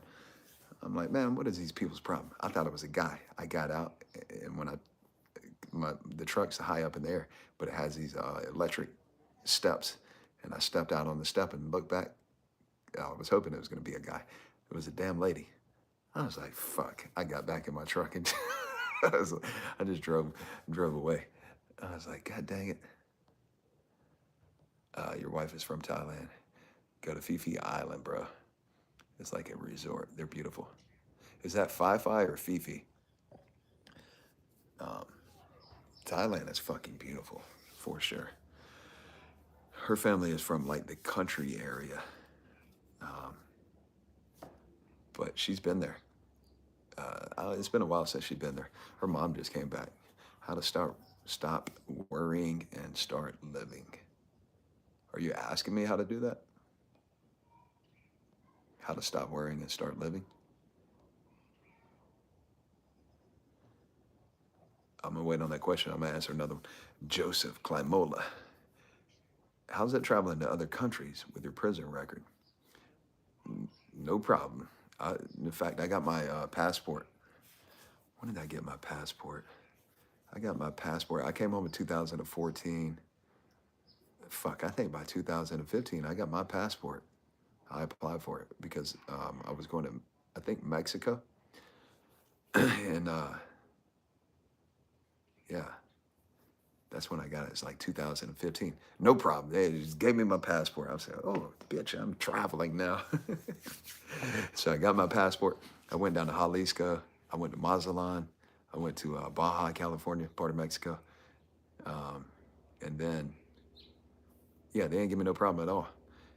I think that there's like an issue going to Canada now. I'm not positive. I've heard that. But yes, convicted felons can get passports. You can travel to other countries. I think Australia will not let me come there. I think. I'm not positive. But for the most part, you're open to travel. If you got a passport, you can go. I don't know about people that got like sexual charges or some shit. Hopefully they don't let them travel. They don't need to be out there running around messing with no little kids.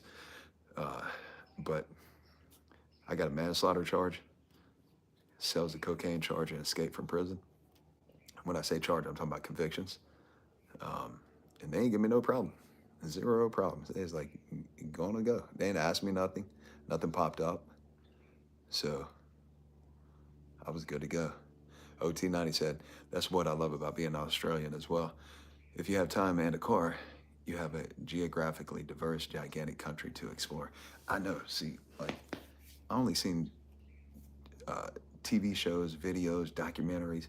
Fucking Australia is wild, like really pretty. So I would love to go there, but I've heard that I can't. I'm not positive. Quadrax, I hear y'all don't tolerate people out of order. Even when I'm super stressed, I come across calm and friendly. Yeah, man, just fucking be friendly with people, right? Just be friendly. There's no reason to be fucking, this lady's damn laying on her horn. I wasn't even doing anything. I'm still driving down the road. I just wasn't going as fast as she would like. I'm taking in the sights, bitch. I'm in Times Square. Never been here before. I'm taking in the sights. We went to Niagara Falls while we were over there. We went to go see the Statue of Liberty. I took my little nephews all across the country. They were hanging out. I had my little nephews never knew. Who knows what this means when you're riding down the road? Who knows what that means? When you're riding down the road, you put your arm out the window, you do this. Who knows what that is? What sign is that? Who knows? Let me turn the light on. It's getting kind of dark. Yeah, Mike said it. You blow the horn. I told my little nephews, they're little kids. I said, man, y'all do this out the window when you see the semi truck. They were like, what? No, they didn't want to do it. I'm like, man, you're going to get the people to blow the horn. They was like, they won't do it. I said, they'll do it. And so finally, they did it. They put their arm out the window and they were like, and the people was blowing the horn at them, the semis. After that, every damn semi would come. They're like, let the window down. Let the window down. I got a bunch of videos of them doing it. The little kids are cool, man. We had a good time. They moved back to Florida. They did live with me for a while, my little nephews, but they were all in Florida now. Let's see what I missed. Mike Alves said, what happened to the woman that helped you escape? And did she ever try to reach you? If you don't want to talk about it, nah, yeah, it's cool, man. I don't mind talking about it at all. It's funny because somebody else asked that question earlier in the stream. It looks like we've been on there for like an hour and a half, so it was a little while ago, probably before you jumped on. Yeah, we stayed in communication for a couple of years. While she was in prison for that, like, I think she was in there for like 10 months. We stayed in communication by letters. When she came home, she moved out of state. We stayed in communication by telephone. And then, yeah, so we stayed in communication for a while. Shit just didn't work out. There's just too many problems. Too many problems. I don't got nothing bad to say. I'm not. If anything, it's all my fault. You know, I just take all the blame. It's all my fucking fault. Yeah. So we'll just leave it. It's all my fucking fault, man. Dude, where you been, brother? Joe J, what's happening, man? Let me see where I'm at. Joseph Clamola. Let me see. You really want to go to Australia and get bit by a fucking brown snake, though? Nah, I ain't trying to get bit by no goddamn snake for sure. This is the one thing that I am motherfucking deathly scared of is snakes. I don't fucking like them. You just made me look around, man. I'm trying to see if there's, but it's too cold over here right now, thank God. We do have rattlesnakes in California. Rattlesnakes. There's these lizards that are like this big. And the fuckers only got little bitty feet. They look like big ass, they look like snakes. You would never ever expect this bitch to be a lizard. One day I was over here going through my gate to take the trash, and there was one down there by the gate.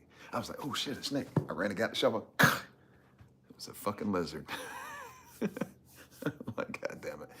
I just murdered a lizard. I whacked his ass. You fucking come around here looking like a snake.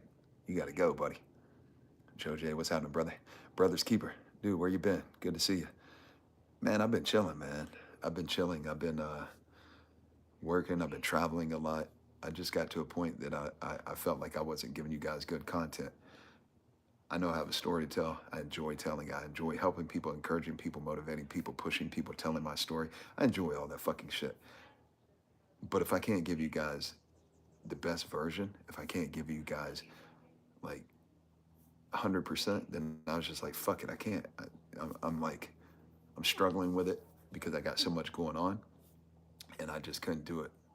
You know what I mean? I just felt like you guys deserve the like absolute best that somebody's gonna give them. I mean, you guys are on here fucking taking your time to comment, to listen to me fucking talk.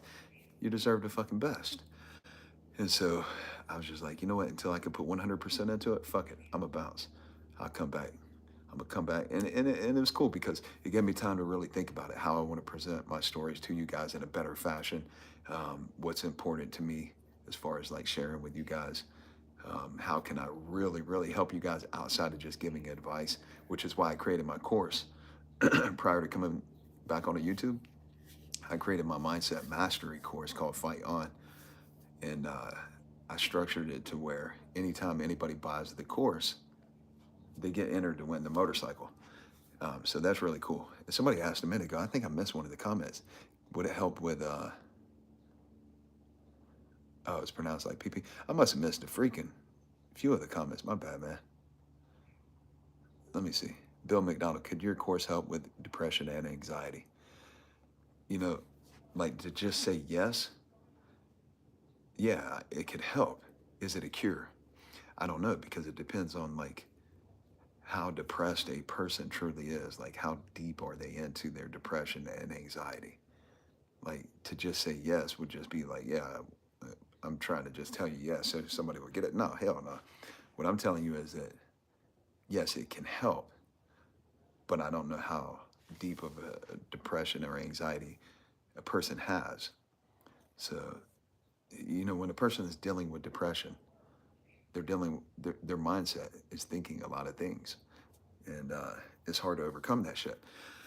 So, yeah, it can help for sure. But it just depends on the person's level of depression. And then it depends on the person's level of being open to change, being open to it, something different, trying something different, believing something different. You know what I mean? If they're not open to that, then fuck, I don't know what the answer is. You know? See back where I'm at. Yeah, yeah, that's what it is, brother's keeper. Uh, pull the horn, man. Hit the horn for these kids. I used to do it all the time when I was a little kid. I always enjoyed that. Joseph said, we share that fear, man. Snake or reptile and humankind. No, thank you. The reptiles don't bother me. Like an alligator, that shit don't fucking bother me. I done caught a few alligators when I lived in Florida. Little ones, they was like 3, 4 foot long. Them fucking things don't bother me. There ain't no sweat with them. But snakes, fuck, man, them things just, they get under my skin. I don't know. I would love to figure out how to get around that, but I ain't figured it out yet. Quadrate said snakes freak me out the fuck out too. Or lizards are cool. I had a pet lizard in prison, the little ones. I had a pet lizard in there. But snakes, no fucking thank you. Them bitches need to go. The only good snake I ever seen is a dead one. That's it. Well, to be honest, it's great to see you back on here. Hey, I appreciate you, Quadrates. Real shit, brother. Snakes freak me out. Lizard killer jokes. Sorry. I'm trying to read all the comments, make sure I don't skip nobody. Mike said, I don't know you, but from what I learned watching you is that you're a stand-up gentleman, and that's awesome. I hope you stay on this time because your channel will, listen, man, my channel is going to grow for sure, 100%. I appreciate that comment. Listen, when I'm all in, I'm all in. I burn the bridges, sink the ships. I fucking grow my food now and eat, or I'm gonna fucking die. This is what it is. Like, when you put your back against the wall and give yourself no other choice but to come the fuck out of there, hey, that's what I did.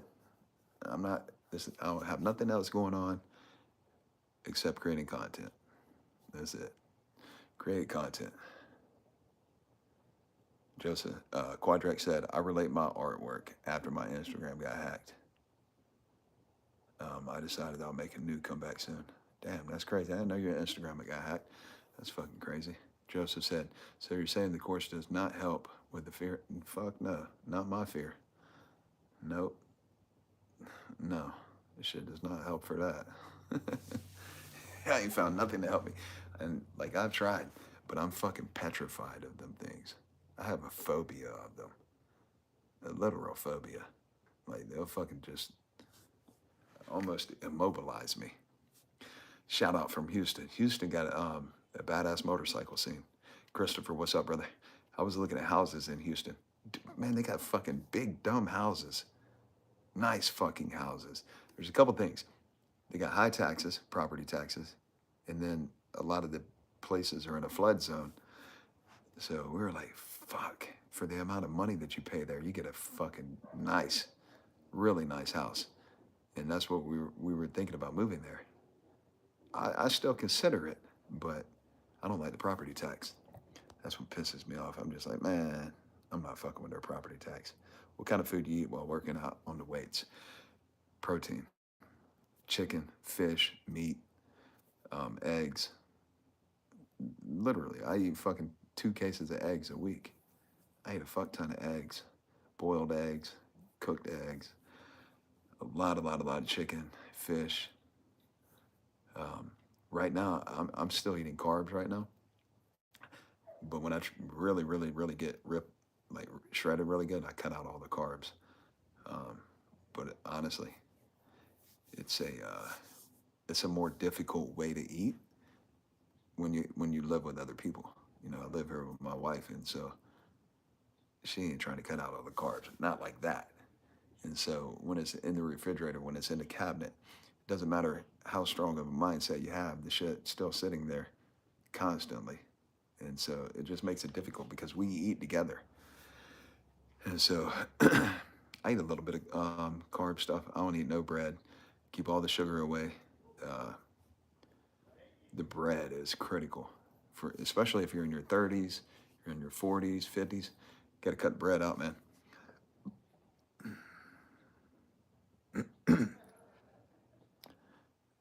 Yeah, I appreciate it, Joseph. Honesty is what it is. Dale said, how you worried about a snake, but can play with a gator? Most snakes won't mess with you, but a gator trying to eat you. The gators really don't mess with you, though. That's the thing. The snakes are fucking sneaky. That's the problem. They're sneaky. Why do you think they call people snakes? They don't call people alligators. Like when they talk about a bad person, they call that motherfucker a snake. They call him a snake in the grass, right? They tell you, keep your grass cut. It's a metaphor. So you can see the snakes around you, right? They don't say so you can see the alligators. They don't call people, hey, buddy's a fucking alligator. No, they call that motherfucker a snake because they're sneaky. A fucking alligator ain't gonna sneak up on you, you know? Don't get me wrong, you go down there and that motherfucker's hungry, you go to fuck up with him, he might bite into you. You know? They just don't bother me. Since I've been a little kid. And honestly, I feel like what happened was my cousin, he always had fucking pet snakes. And he would fucking try to scare me with the snake. And I don't think I ever got over that shit. It just fucking petrified me. Like, if there's a snake right here, I'm going. I'll leave the phone here and go. I'll be out of here. Do I eat pasta? Every now and then. I try not to. It's really not good for you. It really is not good for you. Let me see where I was at. Oh, Quadrex, I appreciate it, man. Yeah, I do get really fucking cut up, especially at my age. Like I can get really shredded.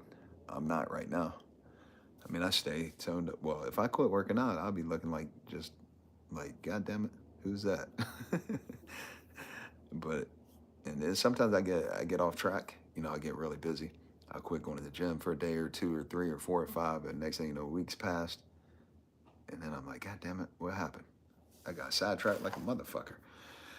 Um, and it's always harder to come back, but you just got to be consistent. You got to be like dedicated and say, hey, yeah, I got off track a little bit, but I'm gonna get back at it. You know. Bill McDonald said, did you have that mindset before solitary, or is that where you got it? Solitary confinement. The guy next to me slid me a program into my cell called Siddha Yoga program. Completely changed my whole outlook on my life, my whole perspective, my thought process. It all happened in solitary confinement and then just continue to grow from there. Time to get a lawnmower? Yeah, I heard you, Joseph. Damn right. Keep a lawnmower. Baby Lion, 203. What equipment you have added to your gym since you made those videos? Have you a squat rack? Nah. I got a video coming out tomorrow on workout. Me and my wife are filming it all day. I'll show you what I got.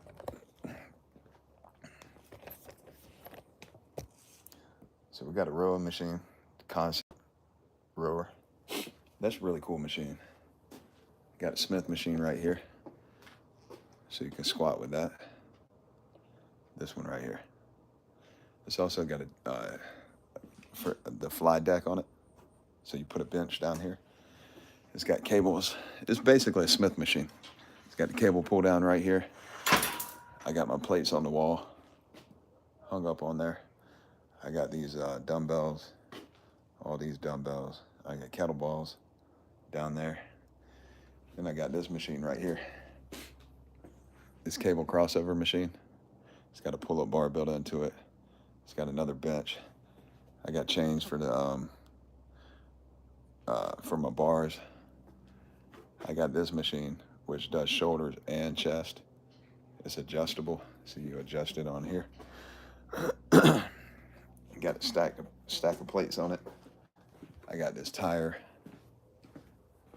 for flipping. I got that right there. I got the rope. I'm at the battle rope. I got pull-up bar over there.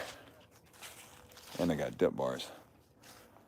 What else I got? I think that's it. Oh no, I got this machine out here too. I got the lat machine, pull down, and lat machine. I got a whole setup, man. Oh, I got something else over here too. My wife told me to put it in here. I got a treadmill. I got the treadmill out here. She put it in here so she can watch. You got a TV. Got a big TV out here, 85-inch. And so she uses that over here. She don't too much like all the gym equipment, but she uses a treadmill. Let me turn the chat back on. See what I missed.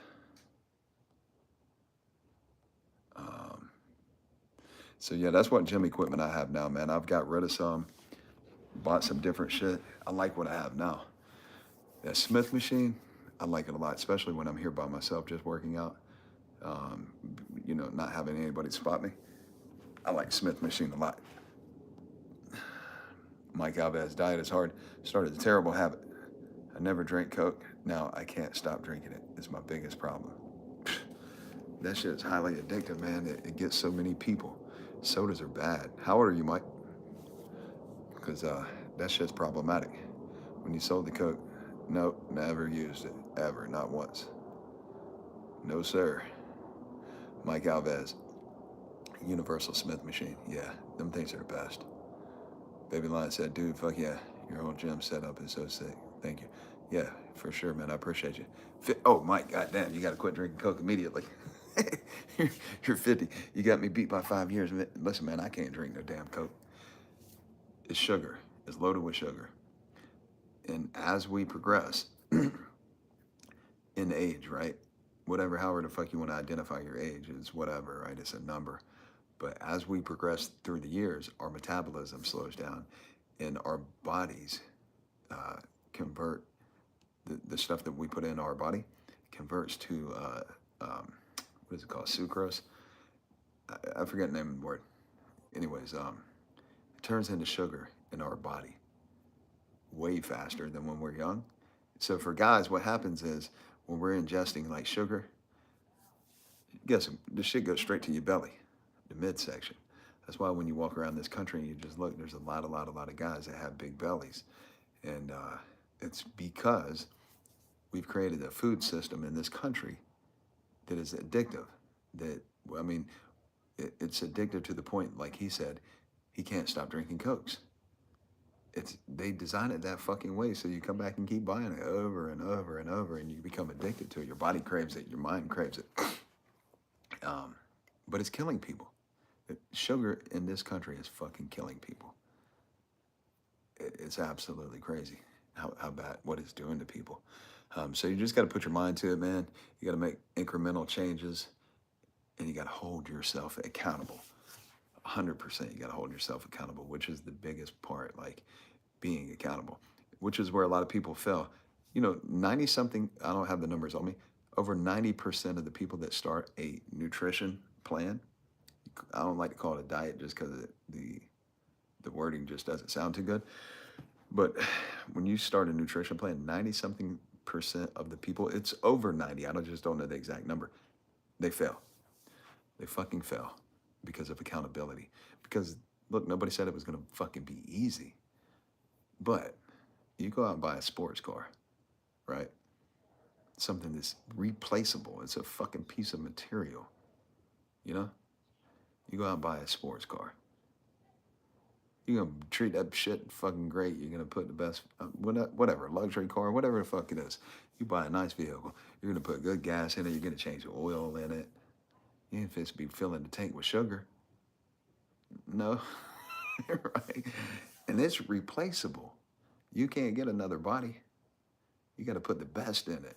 I mean, you got to think of it really like, how can you make your body run at its prime optimal level? You know what I mean?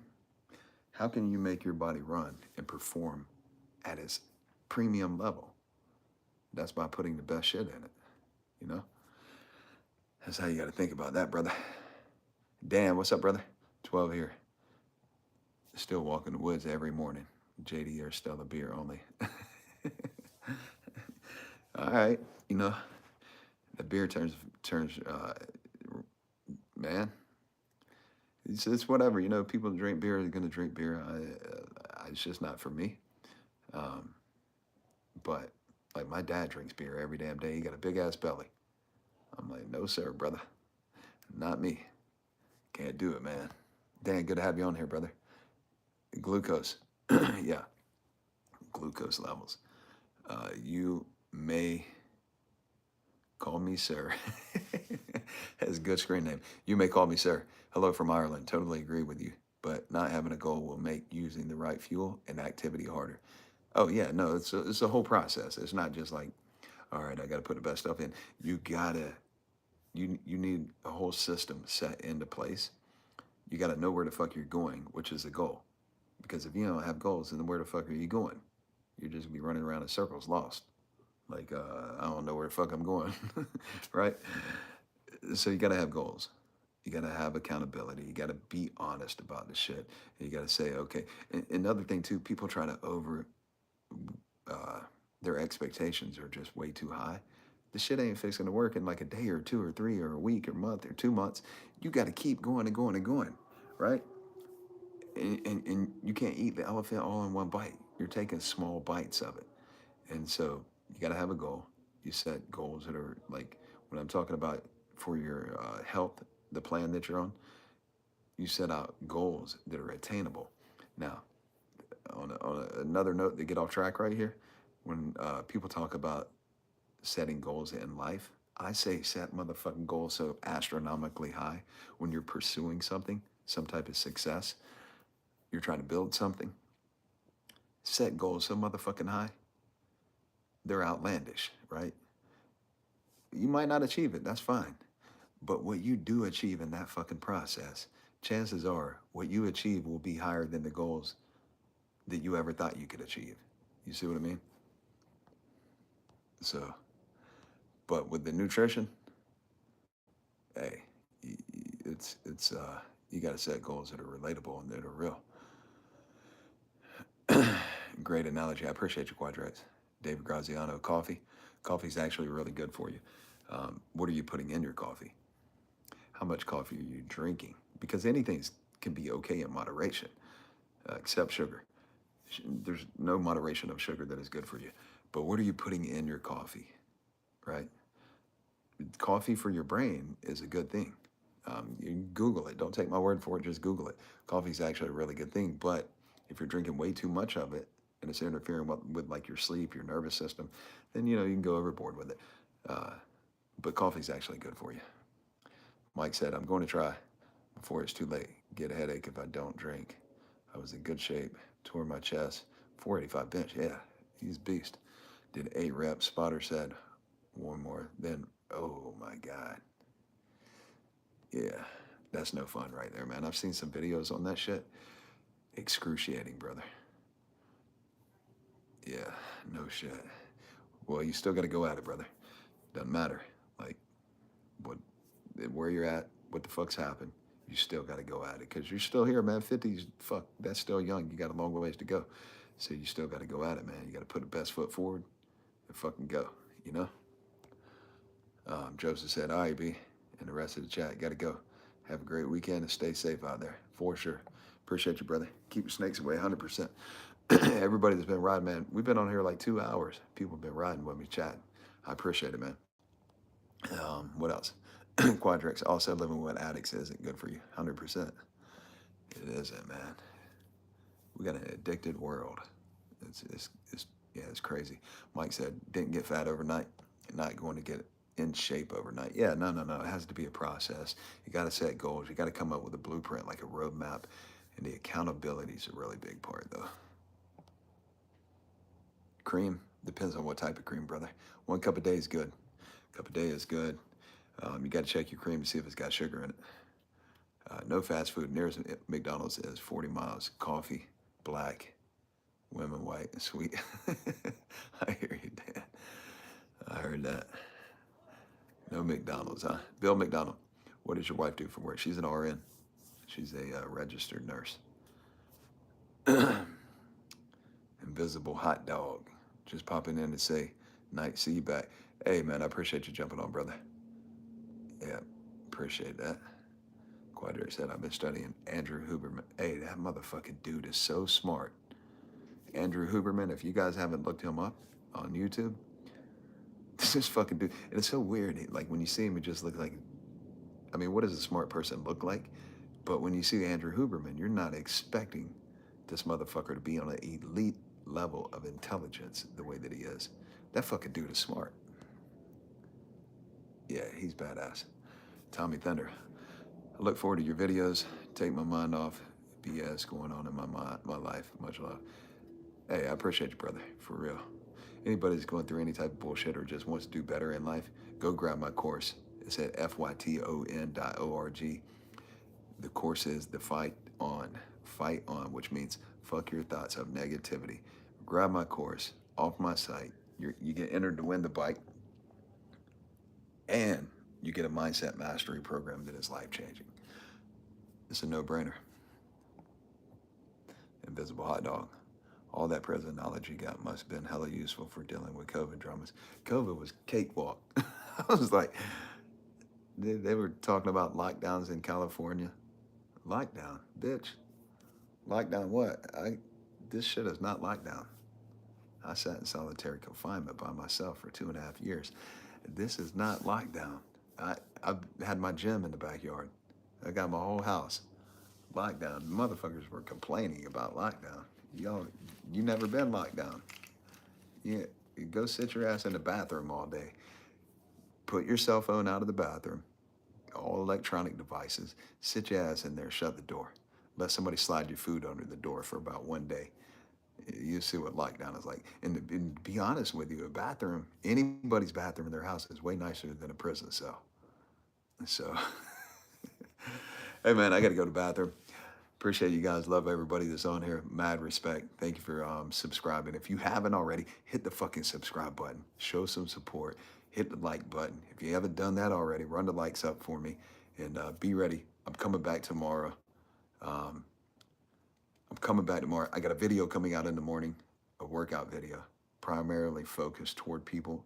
Anybody can use it, but it's for guys at 35, 40, 45, 50. So pay attention to it. Circuit training for chest. Be sure to jump on that. Dell said, I don't know about that. I grew up with snakes as pets. My mom still has 2 pythons now. Personally, I'm a dog guy, but I'm not fucking with the gator. Everything been there. Hey, I hear you, brother. I hear you. Ain't nothing wrong with that, man. I hear you. Dave Graziano. Peace, brother. Peace, man. Have a good night. Use the course, brother. Use it, man. Use it. Read it. Tell me more about it when you jump on here. Tell me what you got going on. Invisible hot dog. I appreciate you, man. Appreciate you, brother. Dan, my 3 rules to happy marriage. Tell her she's pretty every day. Pick flowers when he can. Get last word in every argument. Make sure they are yes, ma'am. I remember you told me that a long time ago, a couple of years ago. That was dope. I think you told me that on telephone.